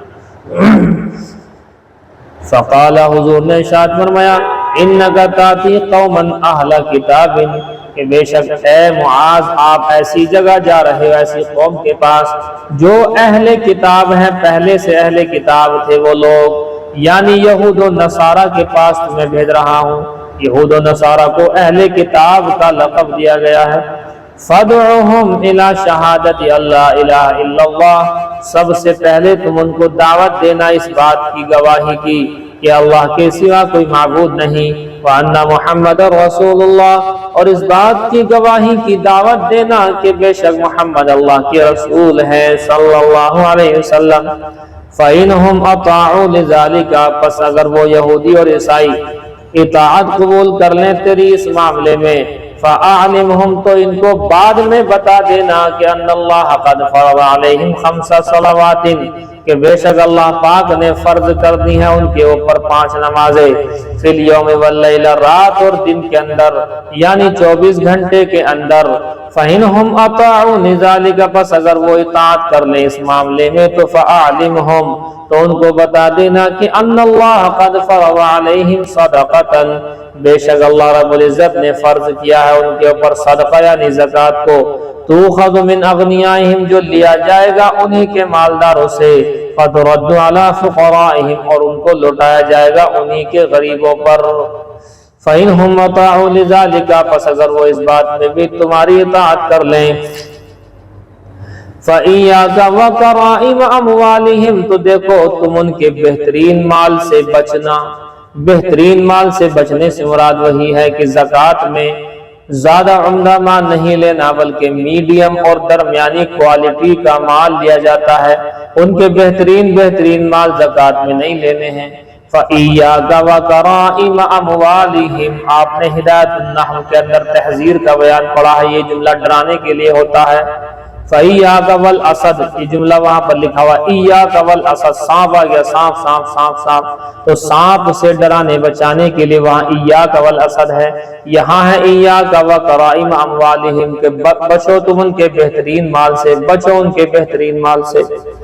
اور سنو وَاتَّقِي دَعْوَةَ الْمَظْلُومِ، اور تم مظلوم کی بد دعا سے، دعا سے مراد یہاں پر اس کی بد دعا ہے، اور تم مظلوم کی بد دعا سے بچتے رہنا، کیونکہ فَإِنَّهُ لَيْسَ بَيْنَهَا، اس لیے کہ مظلوم کی بد دعا اور لَيْسَ بَيْنَهَا وَبَيْنَ اللَّهِ، اس دعا کے اور اللہ کے درمیان میں حجاب، کوئی پردہ نہیں ہے، ڈائریکٹ مظلوم کی بد دعا عرش معلی تک جاتی ہے، مظلوم چاہے کافر ہی کیوں نہ ہو، چونکہ مظلوم جب مظلوم ہے تو اللہ تعالی اس کا بدلہ لیتا ہے۔ سمجھ گئے جی؟ دیکھیے یمن کے اندر آپ صلی اللہ علیہ وسلم نے ان کو بھیجا۔ آپ کو معلوم ہونا چاہیے نقشے کے لحاظ سے سعودی عرب کے نیچے ملا ہوا ہے یمن، اور آج کل یمن کے جو ہوتی ہیں، جو شیعہ لوگ ہیں، وہ بہت زیادہ مشہور ہو رہے ہیں، پاپولرٹی زیادہ مل رہی ہے آج کل یہ۔ اور یمن کے حوثیوں کی جنگ سعودی عرب سے بھی رہی ہے پیچھے ابھی، کیونکہ شیعہ اور سنی کا جھگڑا یہ ختم ہونے کا نام نہیں لے رہا ہے۔ شیعہ جو ہے ہمیشہ گڑبڑ کرتے ہیں ہمیشہ، اس لیے جو ہے جھگڑا رہتا ہے۔ بہرحال اب شیعوں کے لیے ہی کیا کہیں، ہمارے جو مسلمان حضرات ہیں، سنی حضرات ہیں، انہی کا حال خراب ہے۔ اب یہ جنگ ہوئی ہے، بتائیے فلسطین کی 57 ملک تھے ہمارے، سارے کے سارے ممالک اس کے علاوہ ایسے خاموش ہو گئے، حالانکہ بہت کچھ ہونا چاہیے تھا۔ مڈل ایسٹ کے سارے ممالک خاموش ہو گئے، بڑے درد اور افسوس کی بات ہوئی۔ تو یہ بات نہیں ہے۔ اور ایران نے بھی اگر حملہ کیا ہے تو ان کی وجہ سے نہیں کیا، فلسطینیوں کی۔ سیریا کے اندر اس کے 10-12 ساتھیوں کو ایمبیسی کے اندر مار دیا تھا اسرائیل نے، اس میں 2 اس کے بڑے جو ہے مطلب کمانڈر بھی تھے۔ اس کی وجہ سے کہا کہ میں بدلہ لوں گا۔ ارے بھائی جب سے کہا تھا، ہزاروں فلسطینی بچے شہید کر دیے گئے، تب تو کہا نہیں بدلہ لوں گا، اپنے 12-13 لوگ ہی مرے ہیں۔ اس کی وجہ سے کیا تھا، بدلہ لوں گا، اور بدلہ لیا۔ 300 کچھ میسائلیں داغی، اور دیکھ کر داغی ایسی جگہ جو خاص نقصان اسرائیل کا ہوا نہیں ہے۔ اور اس کے بعد کیا تھا، میرا بدلہ پورا ہو گیا، اب اگر اسرائیل حملہ کرے گا تو میں کروں گا۔ بھائی بدلہ کیسے پورا ہو گیا؟ کیا تم اپنے ہی لوگوں کے لیے بدلہ لے رہے تھے؟ کیسے تم نے بیان دے دیا؟ کتنا خطرناک، اتنا برا بیان۔ یوں کہنا چاہیے تھا کہ ہم فلسطین کی وجہ سے حملہ کر رہے ہیں اور فلسطین کے بچے کا بدلہ لیں گے آپ سے ہم، تو بات سمجھ میں آتی۔ تو حملہ کیا ایران نے کیا، وہ سازشی اور جو ہے مطلب یہ ہے کہ آپ سمجھیں سیاسی ہے، وہ اسے اس کو کوئی مطلب ہی نہیں کتنے لوگ وہاں مارے گئے، کیا بولتا ہے خالی بس۔ اور حملہ بھی کیا تو اپنے لوگوں کی وجہ سے، کیا بعد میں کیا جیسا ہم نہیں کریں گے، اگر تم کرو گے جب کریں گے، تم کرو گے ہمارے پر جب کریں گے۔ ارے کہنا چاہیے تھا کہ اگر فلسطین کے ایک بچے کو بھی ہاتھ لگایا تو ہم تم پر حملہ کریں گے، تب تو بات تھی نا۔ مگر پہلے ہی سے منافقت ہے۔ ہم نے سارے واقعے پڑھے ہوئے ہیں، ہم نے القمی کو بھی پڑھا ہوا ہے، بغداد میں 6 لاکھ مسلمان سنیوں کا قتل کرانے والا، وہ بھی ہمیں یاد ہے۔ ہمیں میر جعفر میر صادق جیسے شیعہ جنہوں نے کتنا نقصان پہنچایا ہے ہمارے لوگوں کو، سنیوں کو، ہمارے مسلمانوں کو، ہمیں سب یاد ہے۔ ہم کیسے اس بات سے جو ہے یہ بات مان سکتے ہیں کہ ایران نے حملہ جو ہے اخلاص سے کیا ہے؟ ہم جانتے ہیں کیا مقصد تھا، کیا تھا۔ بہرحال یہ باتیں آپ کی سمجھ میں آنی چاہیے تھوڑی اب زمانہ آگے بڑھ گیا ہے۔ تو یمن سعودی عرب سے نیچے ملے ہوئے 2 ہیں، ایک ہے عمان، ایک ہے یمن، دونوں ملے ہوئے ہیں۔ تو یمن کا جو بارڈر ہے عمان سے بھی لگتا ہے، عرب ساگر سے بھی لگتا ہے، اور لال ساگر جو ہے ریڈ سی جسے کہتے ہیں، ریڈ سی سے بھی لگتا ہے، ادھر سعودی عرب سے بھی لگتا ہے۔ اس کے بارڈر جو ہے اس طریقے سے چاروں طرف ہیں۔ تو یہ ہے جی یمن کے ہمارے ساتھ جماعت تھی، آپ کو شاید جان کر یہ بڑی حیرانی ہوگی۔ دیکھیے یہ جو میوات کے لوگ ہیں نا، میوات جانتے ہو، میوات جماعت کا جو کام جو شروع ہوا ہے زیادہ تر وہیں سے، اس کا نام آتا ہے میوات ہی کا۔ کون جانتا ہے میوات کو؟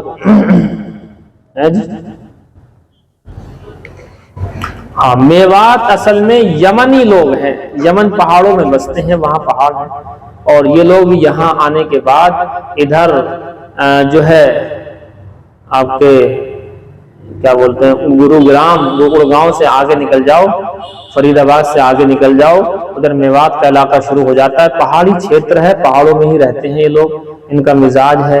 ہم چونکہ جماعت لے کر گئے تھے، ہمارے ساتھ یمن کے، حبشہ کے، جیجیگا، اردن، تیونس، مکہ مدینہ وغیرہ کے لوگ تھے میرے ساتھ وہاں۔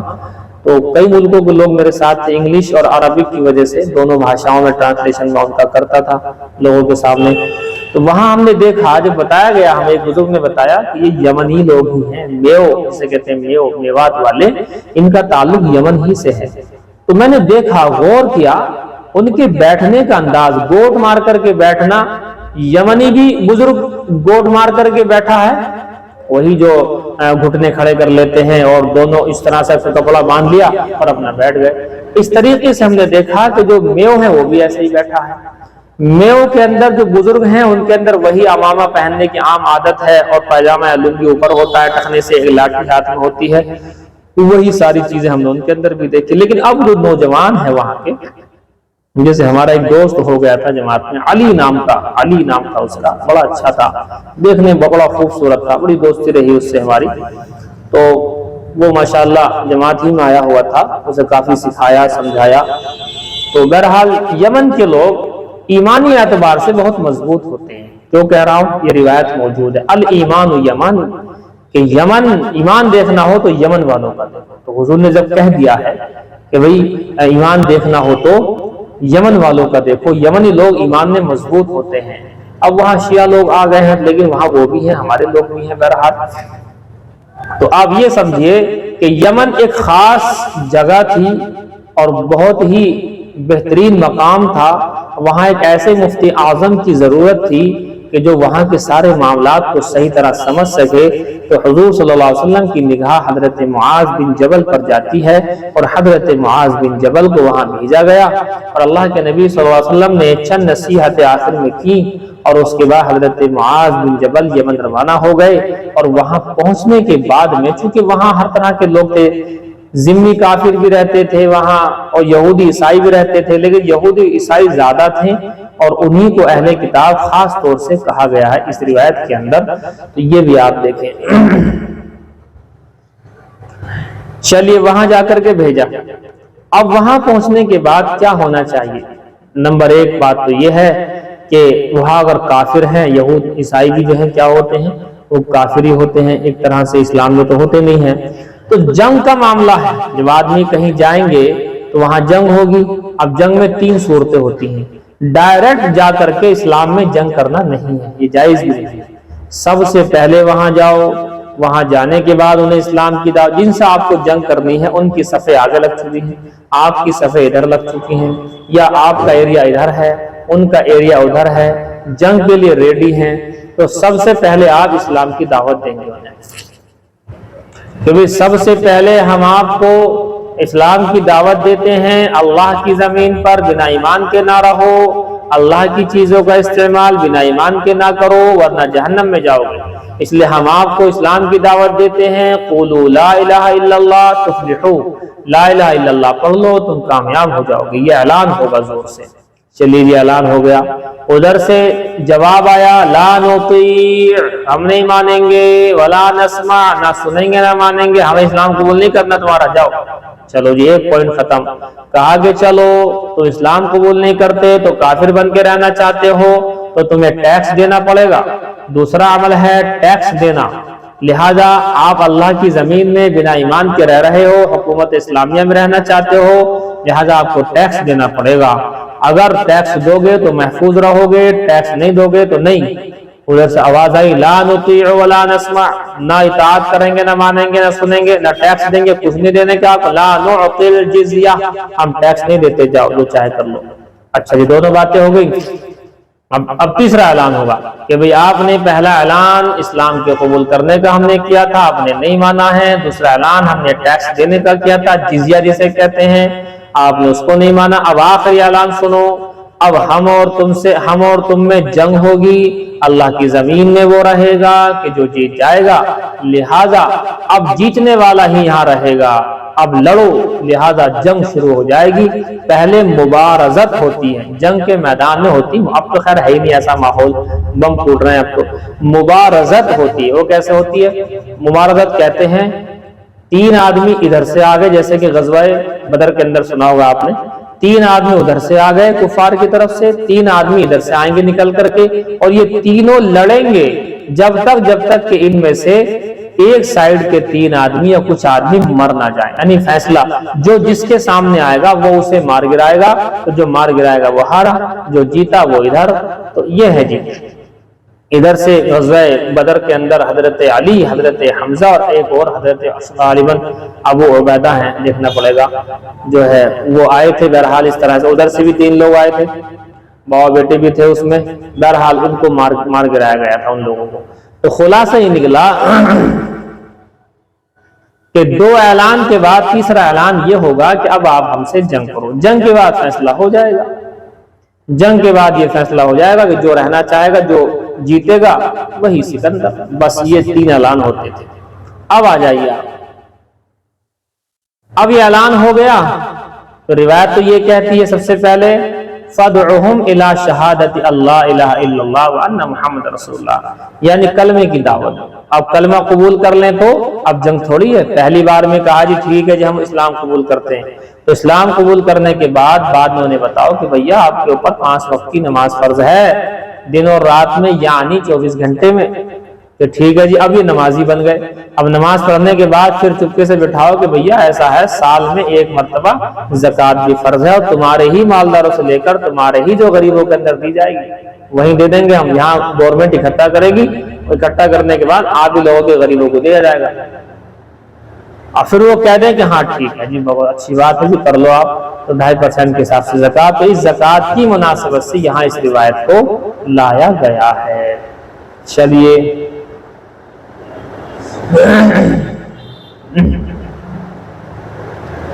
یہ ہو گیا جی، 1 منٹ۔ اب ایک مسئلہ یہ ہے کہ سب سے پہلے جو کلمے کی دعوت ہے، پھر ٹیکس کا مطالبہ ہے، یہ کیا ہے؟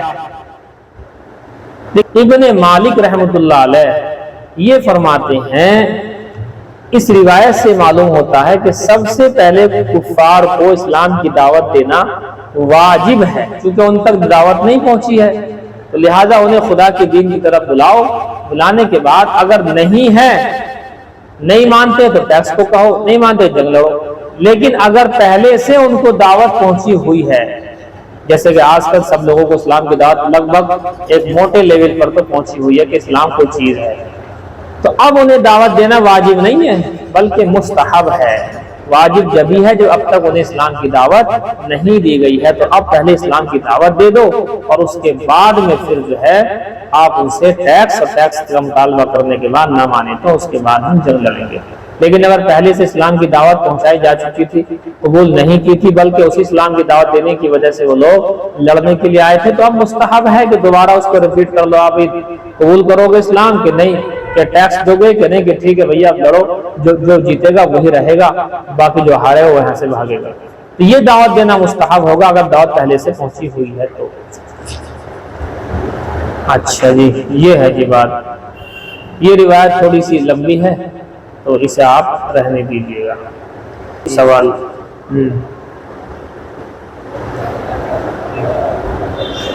دیکھیے، بے نمازی کے گھر کا کھانا کھانے کا اگر آپ مسئلہ پوچھو گے تو بے نمازی ہونے سے کھانے میں کوئی دقت نہیں آتی ہے، کھانے کی دقت اس کے مال کے حرام اور حلال ہونے سے آتی ہے۔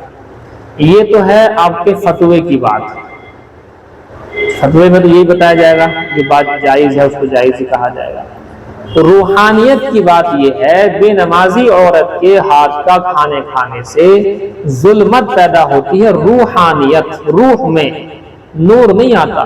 اور جو عورت نمازی ہوتی ہے اور تھوڑا بہت ذکر و اذکار بھی کرتی رہے اور کھانا بناتی رہے، خاص طور سے درود شریف مان لیجیے آپ، خاص درود شریف یا کوئی اور عمل بھی کر سکتے ہیں، اگر کلام پاک کی صورتیں یاد ہیں اسے پڑھیں گے نمبر 1 کی بات ہے، وہ تو سورہ یاسین یاد ہے اسے پڑھو بار بار، نمبر 1 کی بات ہے۔ جتنی صورتیں یاد ہے، سورہ رحمان یاد کر رکھی، سورہ یاسین، کئی ساری چیزیں یاد کر رکھی ہوتی ہیں، تو وہ آپ جو ہے دیکھو انشاءاللہ۔ تو اس سے آپ کے کھانا جو آپ کے ہاتھ کا بنے گا اس میں خیر و برکت اور رحمت، اور جو اسے کھائے گا اس کے دل میں نور پیدا ہوگا، ظلمت اور اندھیرا پیدا نہیں ہوگا۔ یہ اندر کی باتیں ہیں، روحانیت کی باتیں ہیں یہ۔ لیکن بہرحال جائز ناجائز پوچھو گے تو اس کا مال اگر جائز ہے تو نماز چھائیں چھوڑے، بلکہ میں یہ کہوں کافر کے ہاں بھی کھا سکتے ہیں کھانا، تو اب کافر کا تو نماز کا میٹر ہی نہیں ہے، وہ الگ مسئلہ ہے۔ لیکن ظلمت بہرحال آتی ہے، روح میں، روحانیت میں بٹا لگتا ہے، روحانیت خراب ہوتی، یہ بات صحیح ہے، سمجھ گئے جی؟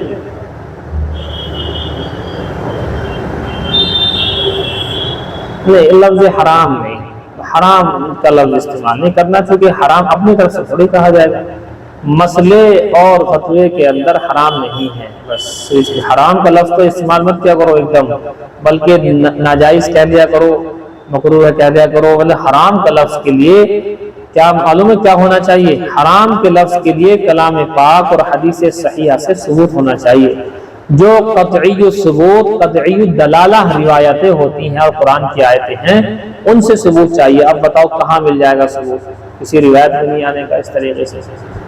آپ صلی اللہ علیہ وسلم نے دعوت کھائی ہے یہودیوں کے ہاں. آپ کو یاد ہوگا کہ آخری وقت میں جو زہر اسے غزوہ خیبر سے واپسی پر جو آپ صلی اللہ علیہ وسلم نے یہودن نے دعوت کی تھی، زہر ملا دیا تھا وہ گوشت میں، ران میں، تو آپ نے وہ کھایا تھا، بس منہ میں گیا تو اس کے بعد واپسی.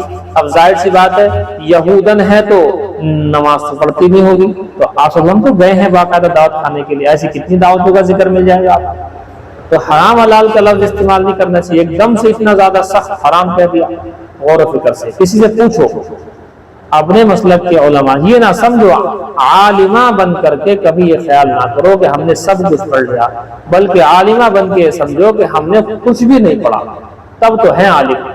اور یہ سمجھ لیا کہ ہم جو زبان سے فرما دیں گے وہی مستند بن جائے گا، تو یہ بیوقوفی ہوگی. ایسا کچھ نہیں ہے. جتنے مسائل یاد ہیں خوب بتاؤ، جو یاد نہیں ہے تو اپنے استاد سے یا کسی سے معلوم کرو اور تب بتاؤ. بات کچی نہیں ہونی چاہیے. چلیے نہیں اس طرح نہیں ہوتا گناہ. یہ مسئلہ کہاں کا کہاں جوڑ دیا، یہ مسئلہ کہیں اور کا ہے، اس کو یہاں پر کسی نے جوڑ دیا. مسئلہ کہیں اور کا ہے. وہ کیا ہے مسئلہ؟ وہ مسئلہ سمجھو آپ. وہ مسئلہ یہ ہے، محلے میں کوئی غریب ہے، مستحق زکوٰۃ بھی ہے، اور اس آدمی کے پیٹ میں کھانا نہیں جا رہا اور پورا محلہ موج سے کھا رہا ہے، اور معلوم بھی ہے کہ اس کے گھر میں کھانا کھانے کے لیے نہیں ہے، اس کے بچوں کے پاس، اس کے بڑوں کے پاس کھانا کھانے کے لیے نہیں ہے، تو پریشانی ہے. تو ایسے شخص کو چھوڑ کر نہ دے کر آپ کھانا کھائیں تو پورا محلہ گنہگار ہے. یہ بات صحیح ہے. تو کسی نے اس مسئلے کو وہاں سے اٹھا کر کے یہاں جوڑ دیا. یہ وہاں نہیں جڑے گا، وہ تو گھر میں تو اس کے ہے، اس کی مرضی ہے نہ کھائے، رکھا ہوا ہے کھانا، یہ وہ تھوڑی نہ ہے. یہ مسئلہ ایسے ہے، سارا محلہ کو پتا ہے کہ اس کے پاس کھانے کے لیے نہیں، پینے کے لیے نہیں، بچے پریشان ہیں، وہ خود پریشان ہیں ابھی، لیکن سب کھا رہے ہیں، پی رہے ہیں، موج کر رہے ہیں اور بالکل نہیں دے رہے اس کو، تو سارا محلہ گنہگار ہوگا. یہ بات صحیح ہے. تو کسی نے اس مسئلے کو دل چاہ رہا ہوگا کہ ہم بھی کچھ اجتہاد کر لیں، کچھ جہاں تہاں سے کر لیں، تو کسی نے اجتہاد کر کے اس مسئلے کو یہاں فٹ کر دیا. تھوڑا سا سمجھے اس مسئلے کو، ٹھیک ہے نا. ایسا نہیں ہے. ایسے تو کتنے بچے سو رہے ہیں محلے میں، کوئی نہ کوئی سو جائے گا، ہم یہاں اللہ اللہ کر رہے ہیں اور ہمیں گناہ پھانس دیا. کتنے بچے سو جاتے ہیں، اسے کیا دقت ہے. ٹھیک ہے نا. اس لیے مسئلے کا جو رخ ہے نا وہی رہنا چاہیے. بخاری شریف دیکھیں جی. بسم اللہ الرحمن الرحیم. باب کیف کان بدء الوحی الی رسول اللہ صلی اللہ علیہ وسلم وقول اللہ عز وجل انا اوحینا الیک کما اوحینا الی نوح والنبیین من بعده. وبه قال حدثنا الحميدي قال حدثنا سفيان قال حدثنا يحيى بن سعيد الأنصاري قال أخبرني محمد بن إبراهيم التيمي أنه سمع علقمة بن وقاص الليثي يقول سمعت عمر بن الخطاب رضي الله تعالى عنه على المنبر يقول سمعت رسول الله صلى الله عليه وسلم يقول إنما الأعمال بالنيات وإنما لامرئ ما نوى فمن كانت هجرته إلى دنيا يصيبها أو إلى امرأة ينكحها فهجرته إلى ما هاجر إليه. دیکھیں یہ باب ہے اس بارے میں کہ کیسے ہوئی وحی کی شروعات حضور صلی اللہ علیہ وسلم کی جانب، وحی کی ابتدا، وحی حضور پر آنا کیسے شروع ہوئی. اور یہ باب اللہ رب العزت کے قول کے سلسلے میں بھی ہے، اور اللہ رب العزت کا قول ہے، فرمان ہے انا اوحینا الیک کما اوحینا الی نوح والنبیین من بعدہ. بے شک ہم نے وحی کی آپ کی جانب جیسا کہ وحی کی تھی ہم نے آپ سے پہلے حضرت نوح کی جانب اور تمام نبیوں کی جانب، من بعدہ ان کے بعد، حضرت نوح کے بعد تمام نبیوں کی جانب. دیکھیے ایک دو بار ترجمہ کرائیں گے اس کا، ہم راویوں کا جو سند ہے اس کا ترجمہ دو ایک باری کرائیں گے، وہاں تو ہم نے چھوڑ دیا ہے، یہاں بھی چھوڑیں گے، صرف آخری راوی سے بات ہوا کرے گی. فی الحال چونکہ شروع ہے تو اس لیے آپ دو تین حدیثوں کا ترجمہ شروع سے کریں گے. امام بخاری فرماتے ہیں ہم سے حدیث بیان کی حمیدی نے، وہ فرماتے ہیں ہم سے حدیث بیان کی سفیان نے، فرماتے ہیں ہم سے حدیث بیان کی یحییٰ بن سعید انصاری نے، وہ کہتے ہیں مجھے خبر دی محمد ابن ابراہیم التیمی نے، وہ کہتے ہیں انہوں نے سنا علقمہ بن وقاص الليثي کو یقول یہ کہتے ہوئے کہ سنا میں نے عمر بن خطاب کو منبر پر یقول یہ کہتے ہوئے، وہ کہتے ہیں کہ میں نے حضور صلی اللہ علیہ وسلم کو ارشاد فرماتے ہوئے سنا۔ کیا ارشاد فرماتے ہوئے سنا؟ انما الاعمال بالنیات، بے شک تمام اعمال کا دار و مدار نیتوں کے اوپر ہے، وانما لامرئ ما نوى، بے شک ہر شخص کے لیے وہی ہے جو اس نے نیت کی، اور جس شخص کی ہجرت دنیا کے لیے ہوتی ہے یصیبها، وہ اسے مل جاتی ہے، او الی امرأۃ ینکحها، یا اس نے کسی عورت کی نیت کر کے ہجرت کی ہے تو اس سے نکاح ہو جاتا ہے۔ لیکن بات یہ ہے کہ فہجرتہ الی ما ہاجر الیہ، کہ ہر شخص کی ہجرت اسی کی طرف ہے جس کی طرف اس نے ہجرت کی ہے۔ یہ اس کا ترجمہ ہوا۔ اب آپ دیکھیں اس میں ایک چیز یہ بھی ہمارے ذہن میں رہنی چاہیے، جو کہ میں نے اوپر شاید چاہ رہا تھا لیکن میں آپ سے شاید بتا نہیں پایا، یا اسے آپ رہنے دیجئے، پھر انشاءاللہ آپ اس میں کہیں بیان آ جائے گا وہاں بتائیں گے کہ 5 حدیثیں پورے دین کا جو خلاصہ ہے وہ بتا دیں گے، بعد میں انشاءاللہ آ جائے گا کہیں نہ کہیں۔ دیکھیے جی، وحی الہی کا بیان آپ نے سنا کہ اس انسان کے پاس 2 ذریعے تھے علم حاصل کرنے کے، نمبر 1 حواس خمسہ ظاہرہ، لیکن ان کی ایک لمیٹیشن ہے۔ اس کے بعد دوسرا ذریعہ تھا عقل انسانی، تو عقلی کی بھی ایک لمٹ ہے، جیسے کہ حواس خمسہ ظاہرہ میں آپ سون کر کے قوت شامہ سے بتا سکتے ہیں، چکھ کر کے بتا سکتے ہیں، سن کر کے بتا سکتے ہیں، دیکھ کر کے بتا سکتے ہیں، چھو کر کے بتا سکتے ہیں، یا ان سب چیزوں کے فیل ہونے کے بعد عقل کے ذریعے سے بتا سکتے ہیں کہ دیوار کا بنانے والا کوئی نہ کوئی ہے، لیکن اس کے حرام اور حلال ہونے کا علم یہ آپ کو نہ عقل انسانی سے ملے گا، نہ ہی آپ کو حواس خمسہ ظاہرہ سے ملے گا۔ اس کے لیے وحی الہی کی ضرورت ہے، اور وحی الہی کی ضرورت ہے تو بنا وحی الہی کے اللہ کا پیغام انبیاء کے پاس نہیں آتا۔ جب انبیاء کے پاس نہیں آتا ہے تو ہم تک نہیں پہنچے گا، کیونکہ اللہ رب العزت ڈائریکٹ بات نہیں کرتا ہے، ایک سسٹم ہے اللہ رب العزت کا بات کرنے کا امت سے۔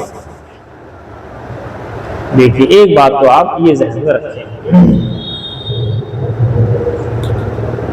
شروع کے اندر آپ نے یہ دیکھا کہ بسم اللہ الرحمن الرحیم سے شروعات کی، شروعات بسم اللہ سے کرنے کی وجہ وہ حدیث ہے کل امر ذی بال لم یبدأ بسم اللہ فهو اقطع، کل امر ذی بال لم یبدأ بسم اللہ، 2 بار بسم اللہ ہے، بسم اللہ فهو اقطع، یعنی ہر وہ محتم بشان کام جو بسم اللہ سے شروع نہ کیا جائے، اللہ کے نام سے شروع نہ کیا جائے، وہ بیکار رہتا ہے، وہ خراب رہتا ہے، دم بریدہ رہتا ہے، اس طرح کے ترجمے ہیں۔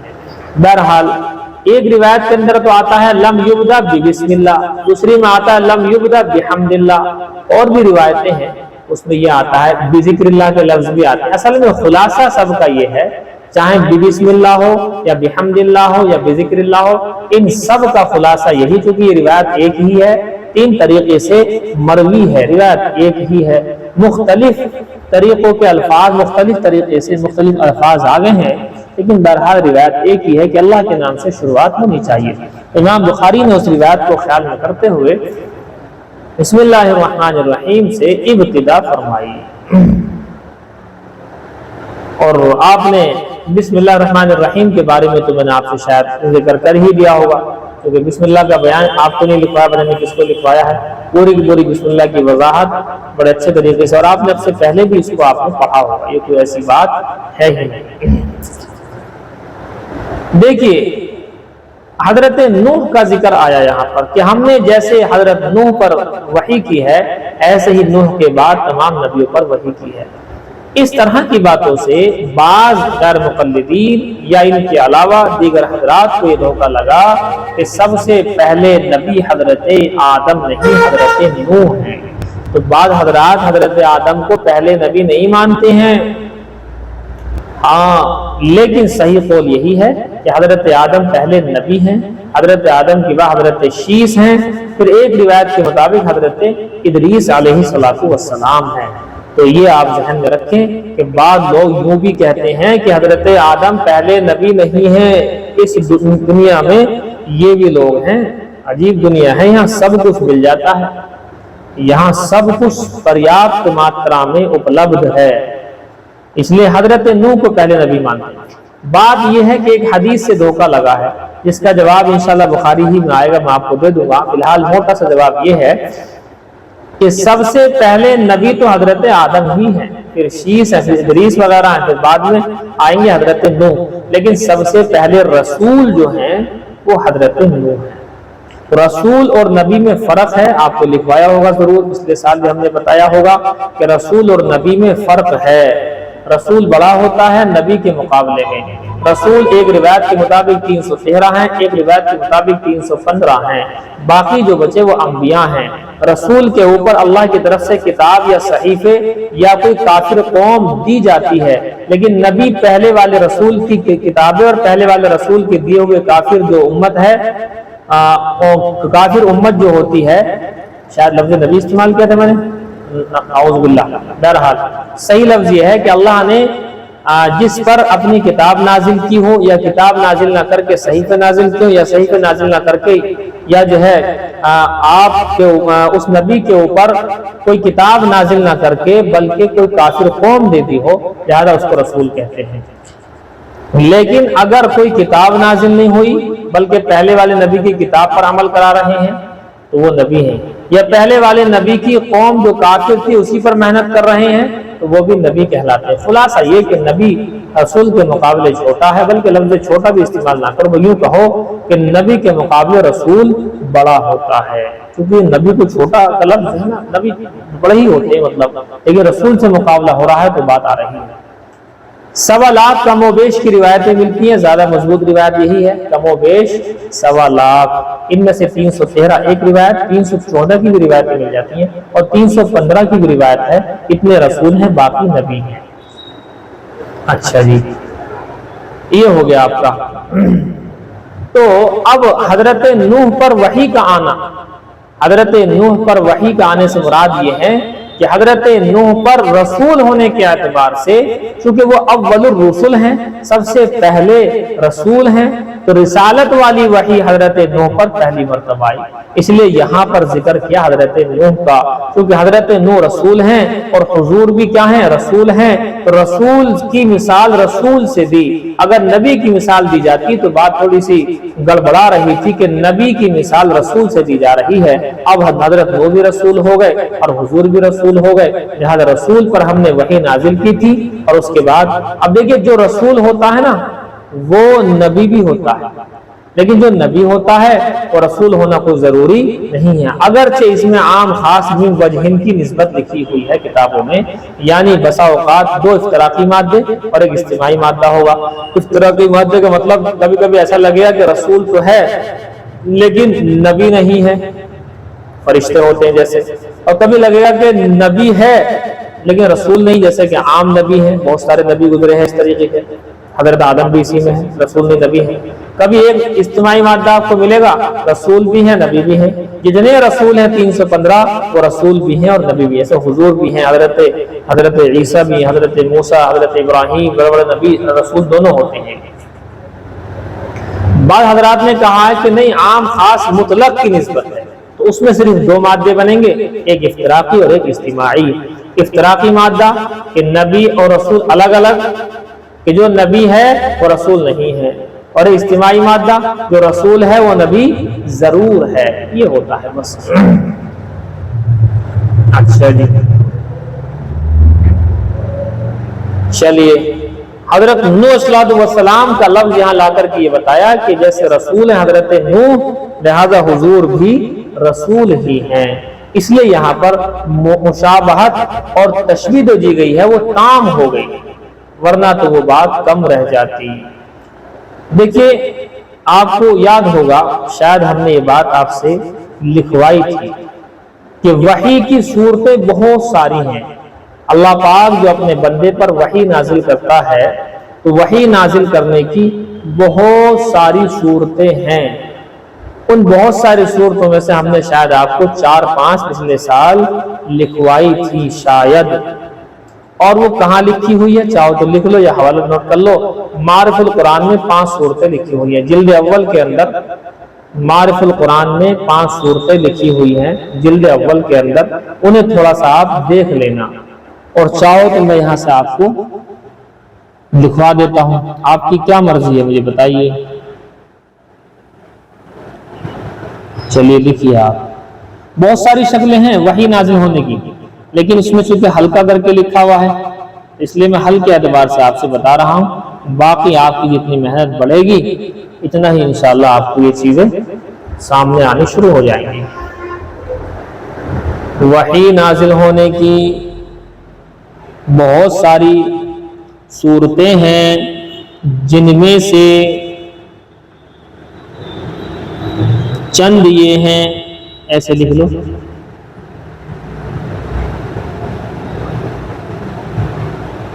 چند یہ ہیں ایسے لکھ لو۔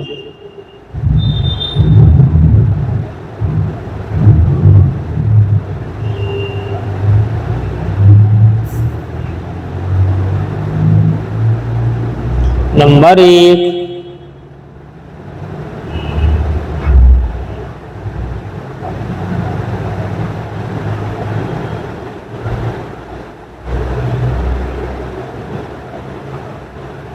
لکھا جی؟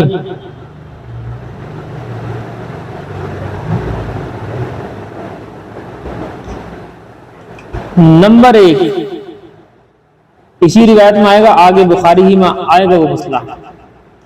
آپ صلی اللہ علیہ وسلم کو بھن بھناہٹ، شہد کی مکھیوں کی بھن بھناہٹ کی طرح سے آواز آتی تھی، جیسے گھنٹی بج رہی ہو، گھنٹی کی طرح سے شہد کی مکھیوں کی بھن بھناہٹ کی آواز آتی تھی۔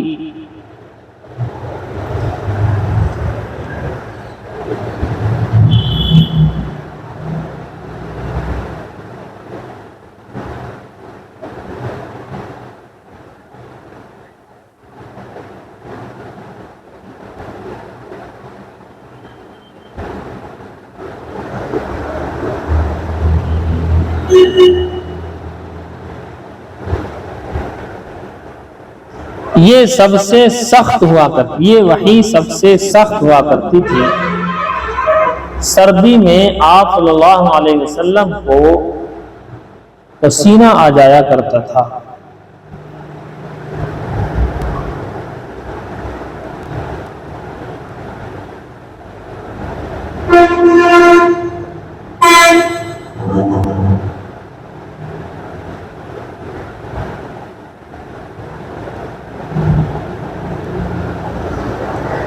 دوسری شکل،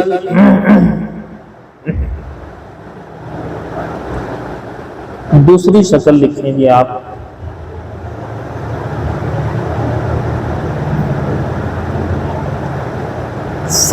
فرشتہ انسانی شکل میں آ کر کے، فرشتہ کسی انسانی شکل میں آ کر کے آپ صلی اللہ علیہ وسلم کو اللہ کا پیغام سنائے۔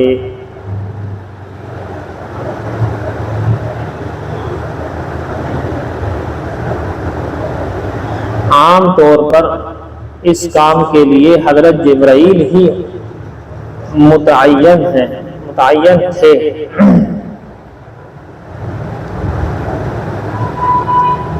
اور عام طور پر حضرت دحیہ کلبی کی شکل میں آیا کرتے تھے۔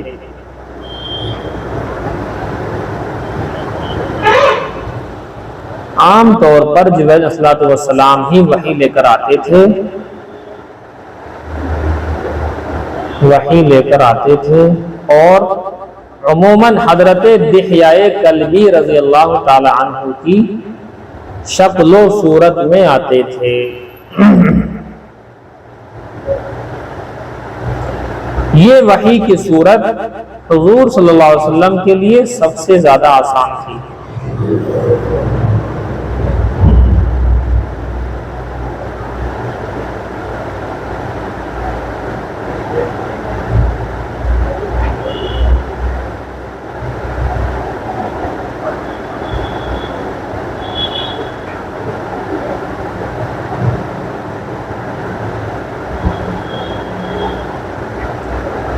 تیسری شکل، حضرت جبرائیل اپنی اصلی شکل میں آ کر کے پیغام الہی سناتے تھے یا دے دیا کرتے تھے اپنی اصلی شکل میں، اور ایسا واقعہ پوری عمر میں صرف 3 مرتبہ ہوا ہے۔ 2 مرتبہ صحیح سند سے ثابت ہے اور 1 مرتبہ کمزور سند سے ثابت ہے۔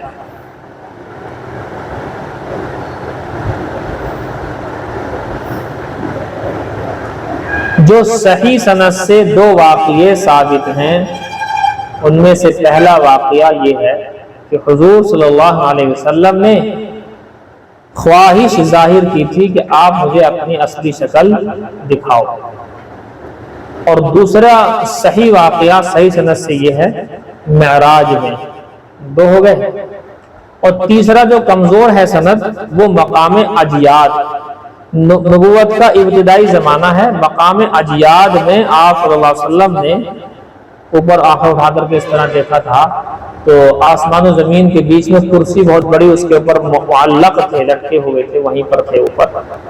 تو یہ تھوڑا سا سندن کچھ کمزور ہے، مشکوک ہے، لیکن بہرحال لکھا ہے۔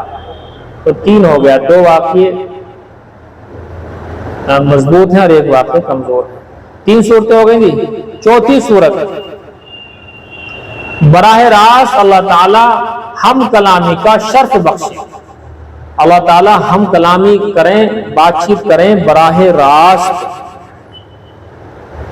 جیسے کہ خواب میں یا معراج میں، جیسا کہ آپ صلی اللہ علیہ وسلم سے خواب میں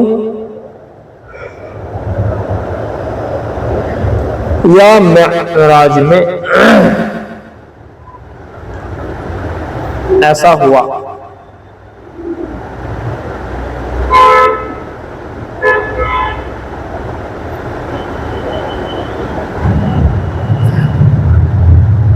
وحی کی 5ویں صورت یہ ہے کہ حضرت جبرائیل بنا کسی انسانی شکل میں یا اپنی شکل میں آئے بغیر، حضرت جبرائیل بنا اپنی شکل میں یا کسی انسانی شکل میں آئے، آپ صلی اللہ علیہ وسلم کے دل میں کسی بات کا القاء کر دیں، ڈال دیں۔ کیا نام؟ چوتھی شکل، براہ راست اللہ تعالی ہم کلامی کا شرف بخشے، براہ راست اللہ تعالی ہم کلام ہو، جیسے معراج میں یا خواب میں۔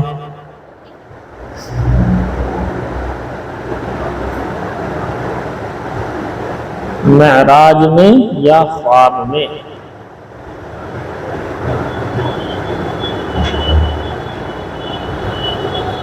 نہیں سمجھے؟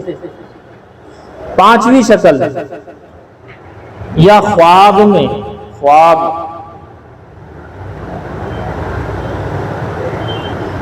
پانچویں شکل، حضرت جبرائیل علیہ السلام نہ اپنی شکل میں آئے نہ کسی انسانی شکل میں آئے، بلکہ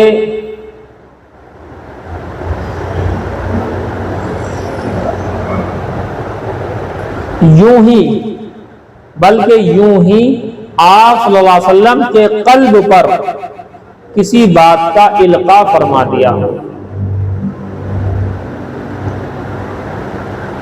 کسی بات کا القاء فرما دیا۔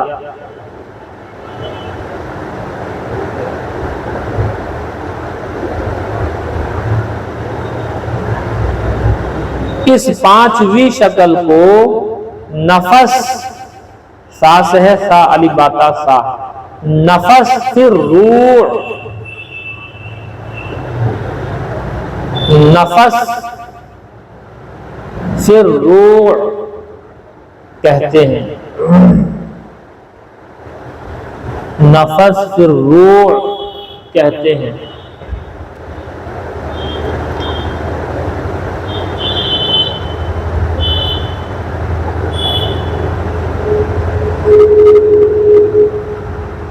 वही की छठी सूरत और लिख लो।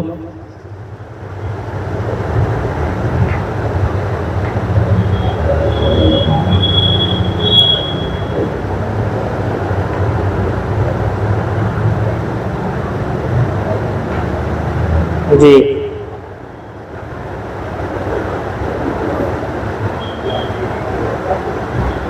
पर्दे के पीछे से अल्लाह ताला का किसी से बात करना, जैसे कि हजरत मूसा के वाक़े मिल जाएगा आपको, अगरचे ये उसमें है शामिल, ऊपर वाली शक्ल में है ये शामिल, यानी अल्लाह का बज़ात खुद बात करने में शामिल है।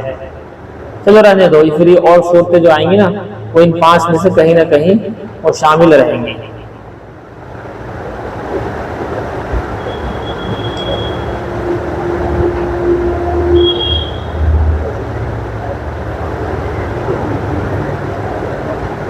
पांच हो गई जी, छठी रहने दो, ये छठी असल में चौथी में है दाखिल, ये चौथी में ये खुद है दाखिल, तो इसलिए जो है ना आप जो सूरतें आएंगी वो कहीं ना कहीं दूसरे के अंदर दाखिल हो जाएंगे।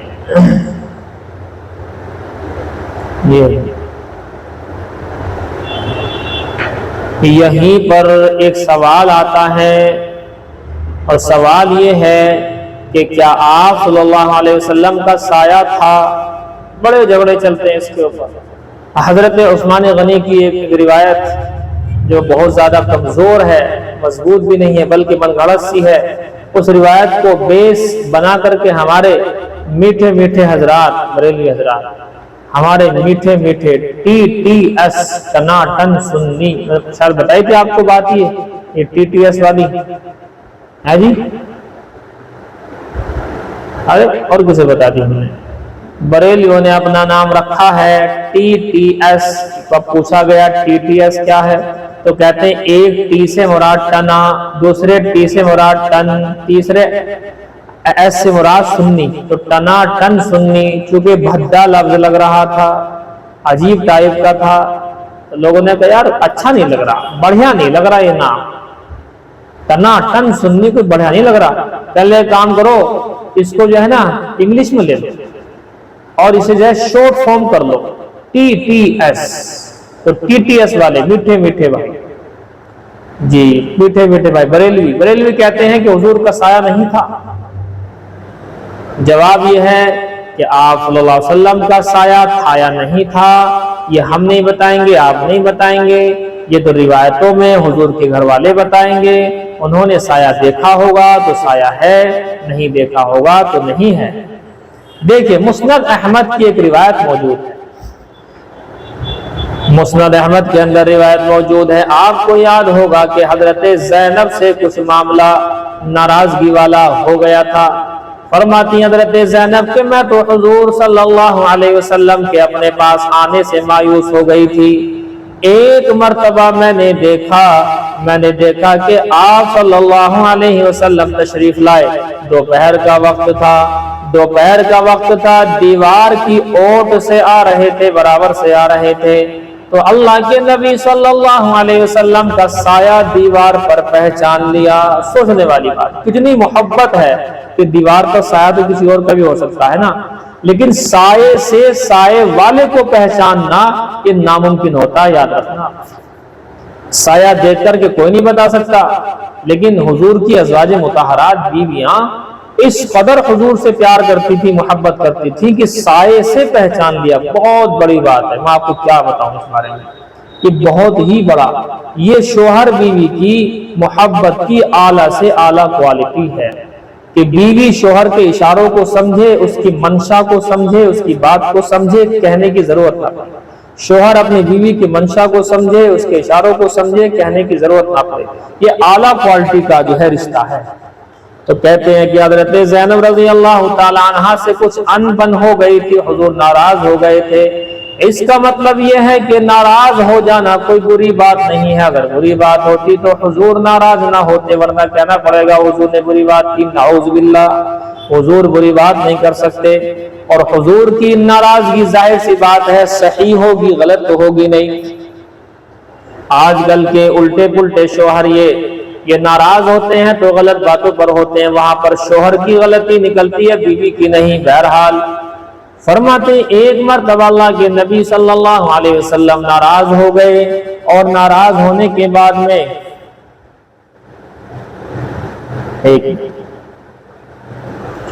ایک مہینے تک آپ صلی اللہ علیہ وسلم زینب کے پاس نہیں گئے۔ آپ صلی اللہ علیہ وسلم کی بیوی ہے زینب، دیکھو بیٹی بھی زینب ہے ایک، لیکن دو بیویوں کے نام زینب ہیں، زینب بنت خزیمہ، زینب بنت جہش۔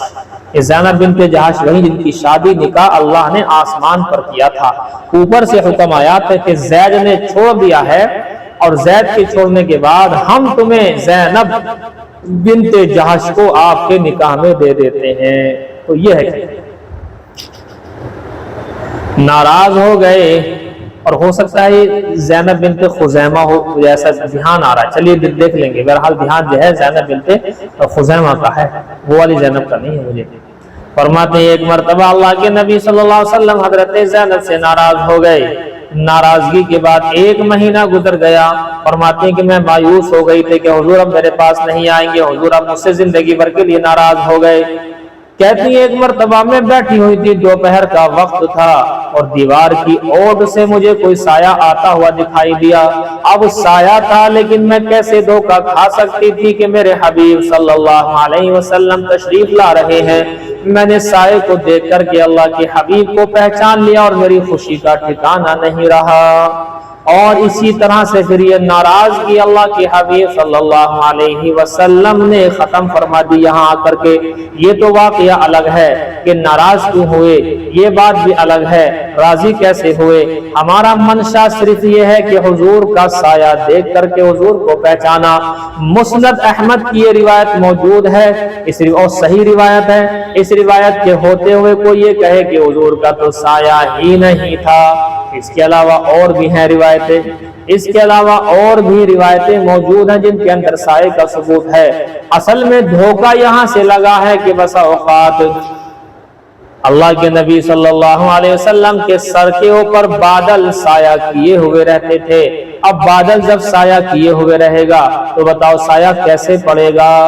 تو سایہ کے ہونے نہ ہونے کا دار و مدار اس بات کے اوپر ہے کہ جب جب حضور صلی اللہ علیہ وسلم کے سر کے اوپر سایہ ہوتا تھا بادلوں کا، تو پھر نیچے سایہ نہیں پڑتا تھا، اور جن جگہ پر ایسا بادل کا سایہ نہیں ہوتا تھا تو آپ صلی اللہ علیہ وسلم کا سایہ در و دیوار پر پڑ جایا کرتا تھا۔ اور اس میں کوئی غلط بات تو ہے نہیں، اس میں کوئی غلط بات تو ہے ہی نہیں۔ سائے کا حکم اصل کا حکم نہیں ہوتا ہے، ورنہ آپ صلی اللہ علیہ وسلم ایک کپڑا رکھا کرتے تھے، اور وہ کپڑا دھوپ کی وجہ سے کر لیا کرتے تھے اپنے اوپر، لہذا اپنے اوپر کر رہے ہیں تو اس سے بھی سایہ ختم ہو جائے گا۔ تو کئی طرح سے توجیحات ہیں، لیکن ہمارے میٹھے میٹھے بھائیوں کی، ہمارے ٹی ٹی ایس بھائیوں کی یہ بات غلط ہے کہ حضور کا سایہ نہیں تھا۔ ان کی سن سن کر کے یوٹیوب پر ہمارے لوگ بھی یہ باتیں کہتے رہتے ہیں۔ اس لیے اس بات کو سمجھ لینا چاہیے کہ سایہ تھا۔ حضرت زینب کی مشہور روایت مسند احمد کے اندر موجود ہے، سمجھ میں آئی جی بات آپ کی؟ دیکھو ایک روایت اور پڑھو۔ وبه قال حدثنا عبد الله بن يوسف قال اخبرنا مالك عن هشام بن عروة عن ابي عن عائشة ام المؤمنين رضي الله تعالى عنها ان الحارث بن هشام سأل رسول الله صلى الله عليه وسلم فقال، فرماتے امام بخاری کے ہم سے حدیث بیان کی عبداللہ ابن یوسف نے، وہ کہتے ہیں ہم نے خبر دی، مالک نے وہ کہتے ہیں ہشام ابن عروہ کے واسطے سے، وہ اپنے ابا عروہ کے واسطے سے، اور وہ عروہ اپنی خالہ حضرت عائشہ ام المؤمنین تمام مومنوں کی ماں عائشہ صدیقہ کائنات رضی اللہ تعالی عنہا کے واسطے سے نقل کرتے ہیں کیا کہ بے شک حارث ابن ہشام نے سوال کیا رسول اللہ صلی اللہ علیہ وسلم، فقال حضور سے سوال کیا اور یوں کہا، یا رسول اللہ، اے اللہ کے رسول، کیف یاتیک الوحی، آپ صلی اللہ علیہ وسلم پر وحی کیسے آتی ہے، ذرا کچھ بتا تو دیجئے۔ فقال رسول اللہ صلی اللہ علیہ وسلم، تو حضور صلی اللہ علیہ وسلم نے ارشاد فرما دیا، احیانا، کبھی کبھی تو ایسا ہوتا ہے، یاتینی، وحی میرے پاس آتی ہے، مثل सलसलतिल जरसी, घंटी के क्या बोलते हैं, जंजीर के आवाज की जैसे, घंटी की मुसलसल आवाज के जैसे। जरस के माना घंटी, सलसला माने मुसलसल आवाज, मिसल माने जैसे, घंटी की मुसलसल आवाज के जैसे मेरे ऊपर वही आती है। और देखो ये वाली वही, वहुवा अशद्दुहु अलैया, ये सबसे ज्यादा सख्त होती है मेरे ऊपर। फयफ्सिमु अन्नी, जब ये मुझसे हट जाती है। वक़द वईतु अन्हु मा क़ाला, और मुझे याद हो चुका होता है वो बातें जो इसने कही है। जिस वक्त ये वही का सिलसिला खत्म होता है, फयफ्सिमु अन्नी, ये हटता है, तो हाल ये होता है कि मुझे याद हो चुका होता है उस वही से मा क़ाला, वो बातें जो उसने कही होती हैं। वह अहयानन, और कभी कभी ऐसा भी होता है, यतमस्सलु लियल मलकु, मेरे सामने फरिश्ता रजुलन, इंसानी शक्ल में आ जाता है। फयुकल्लिमुनी, और मुझसे बात करता है, मुझे बताता है। फ़अईमा यक़ूलु, और मैं याद कर लेता हूँ जो वो कहता है। हज़रत आयशा अम्मा फरमाती हैं, वलक़द रअयतुहु यंज़िलु अलैहिल वह्यु फ़िल यौमि शदीदिल बर्दी। अम्मा रज़ी अल्लाह ताला अन्हा यूं फरमाती हैं कि मैंने देखा अपने हबीब सल्लल्लाहु अलैहि वसल्लम को, यंज़िलु अलैहिल वह्यु, कि जिस वक़्त वही नाजिल होती थी हुजूर के ऊपर, फिल यौमि शदीदिल बर्दी, सख्त सर्दी के मौसम में। फयफ्सिमु अन्हु, जब वो वही हुजूर सल्लल्लाहु अलैहि वसल्लम से खत्म होती थी, वही का खत्म होता था, रुक जाती थी। व इन्ना जबीनहु, तो बेशक आप सल्लल्लाहु अलैहि वसल्लम की पेशानी, लयतफस्सदु अरक़ा, पसीना पसीना हो जाया करती थी। यानी आप सल्लल्लाहु अलैहि वसल्लम के माथे पर पसीना आ जाता था, टपकता रहता था। लयतफस्सदु अरक़ा, आपकी पेशानी से पसीना टपकता था। ये बड़ी सख्त है बात, यानी ये वही का सिलसिला इतना सख्त होता था आप सल्लल्लाहु अलैहि वसल्लम के ऊपर कि जिसकी कोई इंतहा नहीं। समझ गए जी? देखिए इसमें एक नाम आ रहा है, नोट कर लीजिएगा बात। मैंने आपसे कहा था बुखारी शरीफ और दीगर किताबों के साथ 5 या 10 वाली एक कापी जरूर रखा करें, ताकि उसकी बातें उसी में, और कापी अगर ना हो तो फिर हाशिया टाइप में बुखारी पर अपनी किताबों पर कच्ची पेंसिल से आप लिख लिया करें, ताकि आपकी ये बातें काम आए। जिस वक्त आप पढ़ाने के लिए बैठेंगे तो आपको ये बातें काम आए। देखिए इसमें एक रावी का नाम आया, क्या करें, कापी है? हाँ ठीक है। देखिए इसमें एक नाम आता है हारिस इब्ने हिशाम। यहीं रुक करके ये सुन लो कि एक शख्स है अमर इब्ने हिशाम, बाद ने कहा है उमर इब्ने हिशाम। ये उमर या अमर इब्ने हिशाम, ये अबू जहल का नाम है।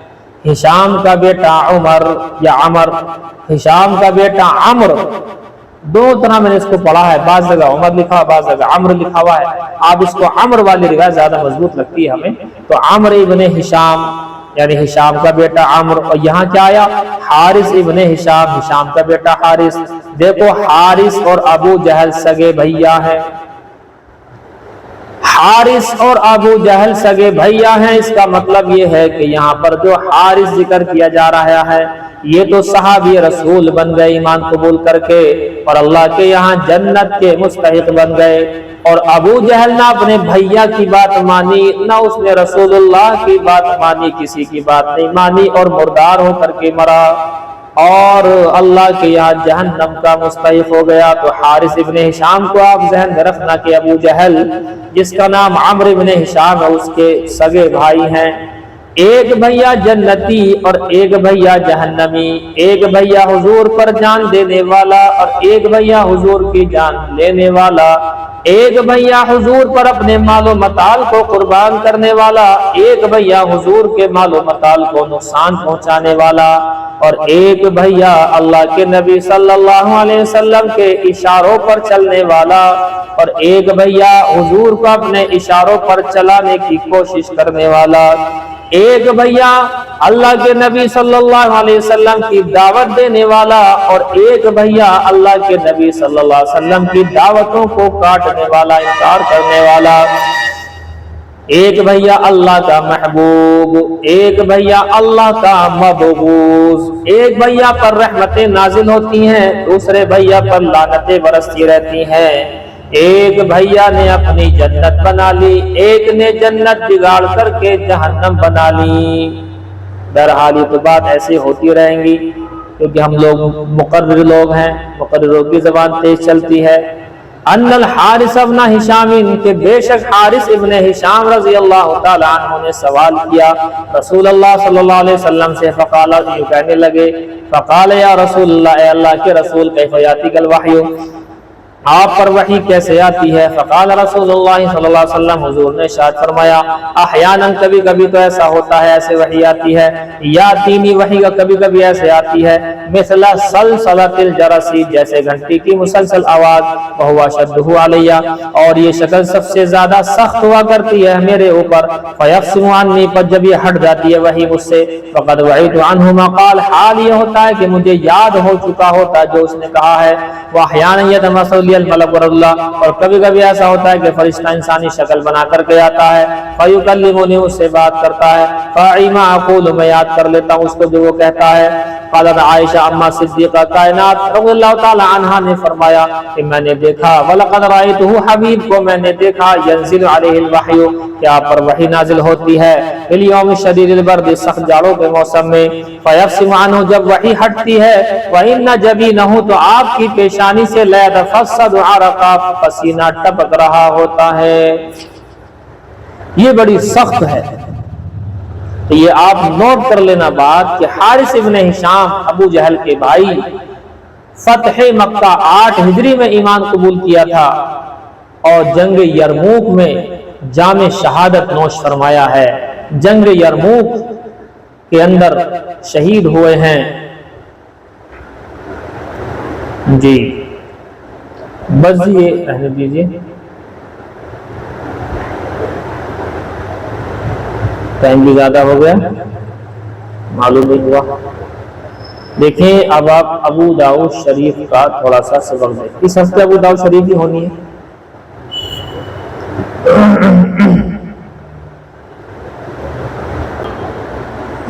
دیکھیے ابو داؤد شریف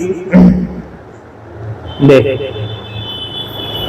بسم اللہ الرحمن الرحیم، وبه قال حدثنا هارون بن عبد الله قال حدثنا ابو عامر قال حدثنا محمد بن هلال انه سمع اباه يحدث قال قال ابو هريره رضي الله تعالى عنه وهو يحدثنا كان النبي صلى الله عليه وسلم يجلس معنا في المجلس يحدثنا فاذا قام قمنا قياما حتى نراه قد دخل بعض بيوت ازواجه فحدثنا يوما فقمنا حين قام فنظرنا إلى أعرابي قد أدركه فجبذه بردائه فحمر رقبته، قال أبو هريرة رضي الله تعالى عنه، وكان رداء خشنا، فالتفت فقال له الإعرابي احمل لي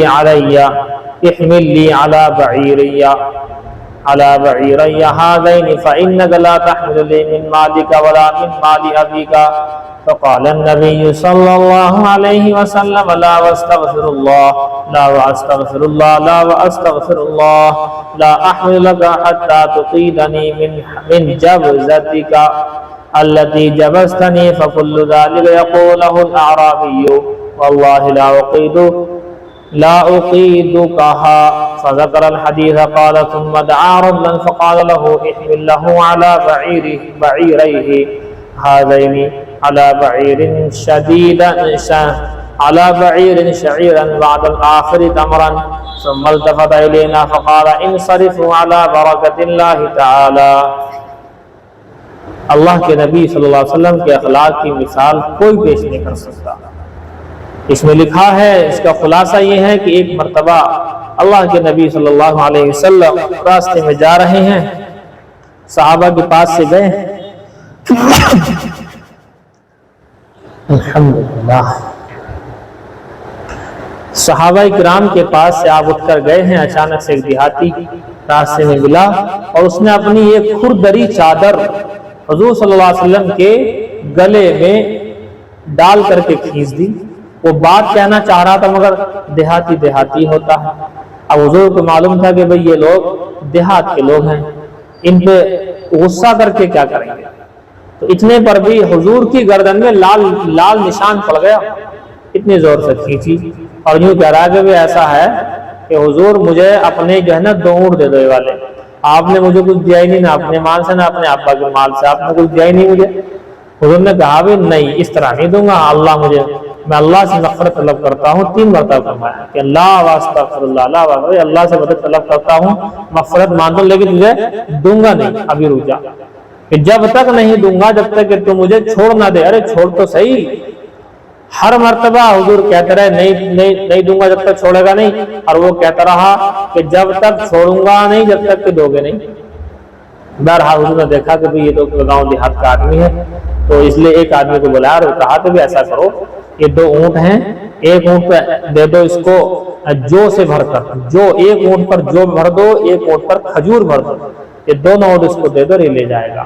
اور اس کے بعد حضور نے ہم سے غصہ ہو گئے صحابہ، کہنے لگے تم ٹینشن نہ لو، کوئی دقت نہیں، یہ لوگ باہر کے لوگ ہوتے ہیں، ان کو معلوم نہیں ہوتے ہیں اصول و آداب، تو تم چلے جاؤ، اللہ کی برکت کے نام پر تم چلے جاؤ، کوئی دقت نہیں، جاؤ اپنے کام نام کرو۔ یہ اس نے واقعہ بیان کیا ہے۔ دیکھو ہم سے حدیث بیان کی ہارون بن عبداللہ نے، وہ کہتے ہیں ہم سے حدیث بیان کی ابو عامر نے، وہ کہتے ہیں ہم سے حدیث بیان کی محمد بن ہلال نے، وہ کہتے ہیں سنا انہوں نے اپنے ابا کو یہ کہتے ہوئے کہ حضرت ابو ہریرہ نے فرمایا، اور وہ ہم سے حدیث بیان کر رہے تھے یہ کہ کان النبی صلی اللہ علیہ وسلم یجلس معنا فی المجلس، کہ اللہ کے نبی صلی اللہ علیہ وسلم کسی محفل میں ہمارے ساتھ بیٹھتے تھے، یحدثنا بات چیتیں کرتے تھے ہم، پر جب قام قمنا، پر جب کھڑے ہو جاتے تو ہم بھی کھڑے ہو جاتے تھے، حتی نراہ، جہاں تک کہ ہم حضور کو دیکھ لیتے تھے، قد دخل بعض بیوت ازواجہ، کہ آپ اپنی بیویوں میں سے کسی کے گھر میں داخل ہو چکے ہیں، جب تک ہم دیکھتے رہتے تھے کہ اب حضور اپنے گھر چلے گئے، آرام کریں گے، اب ہم بھی اپنے گھر چلے گئے۔ فحدثنا یوما، ایک دن کی بات ہے کہ ہم بات کر حضور ہم سے بات چیت کر رہے تھے، فقمنا حین قام، جب حضور کھڑے ہو گئے تو ہم بھی کھڑے ہو کر کے چل پڑے، تو اچانک دیکھتے ہیں فنظرنا، ہم نے دیکھا ایک اعرابی، ایک دیہاتی کی طرف دیکھا، قد ادرکہ، جس نے حضور کو پکڑ لیا ہے، فجبذہ بردائہ، اور آپ کے گلے میں چادر کو ڈال دیا ہے، فحمر رقبتہ، اور آپ کی گردن سرخ ہو چکی ہے۔ قال ابو ہریرہ، حضرت ابو ہریرہ فرماتے ہیں وکان ردان خشنا، بس وہ چادر کھردری تھی، کھردری خشنا، فالتفت، حضور صلی اللہ علیہ وسلم اس کی طرف مڑے، فقال له الاعرابی، تو حضور سے اس دیہاتی نے کہا، احمل لی علی بعیری ہذین، کہ تم مجھے یہ 2 اونٹ اپنے مجھے دے دو، فإنک لا تحمل لی، اس لیے کہ آپ نے مجھے نہیں دیا ہے کچھ بھی، من مالک، اپنے مال سے بھی، ولا من مالی ابیک، نہ اپنے ابا جی کے مال سے آپ نے مجھے کچھ نہیں دیا۔ فقال النبی صلی اللہ علیہ وسلم، لا واستغفر اللہ، لا واستغفر اللہ، لا واستغفر اللہ، لا احمل لک حتی تقیلنی من جبلتک التی جبستنی، کہ نہیں دوں گا، اللہ سے مغفرت طلب کرتا ہوں، نہیں دوں گا، اللہ سے مغفرت طلب کرتا ہوں، نہیں دوں گا، اللہ سے مغفرت طلب کرتا ہوں، اور جب تک نہیں دوں گا جب تک کہ تو مجھے اپنی اس قید سے نہ چھٹائے جو تو نے مجھے قید کر رکھا ہے۔ فَكُلُّ ذَلِكَ يَقُولُهُ الْأَعْرَابِيُّ، ہر مرتبہ دیہاتی یہی کہتا جاتا، واللہ قسم خدا کی، لا اقیدکہا، نہیں چھوڑوں گا میں اس کو تمہیں قید سے۔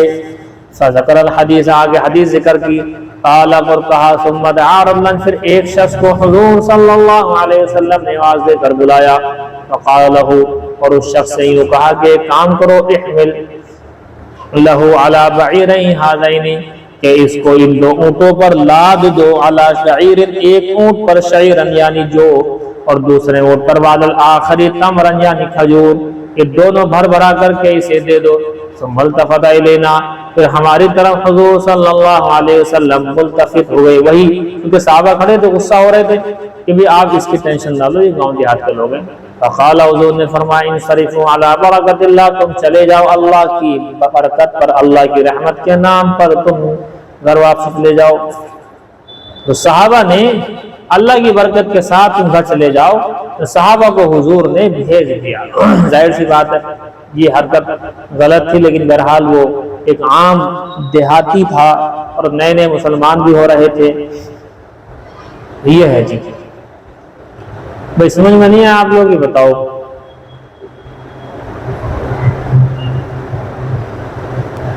اچھا چلیے تو پھر بس یہی رہنے دیجیے، اصل میں ٹائم ہو گیا۔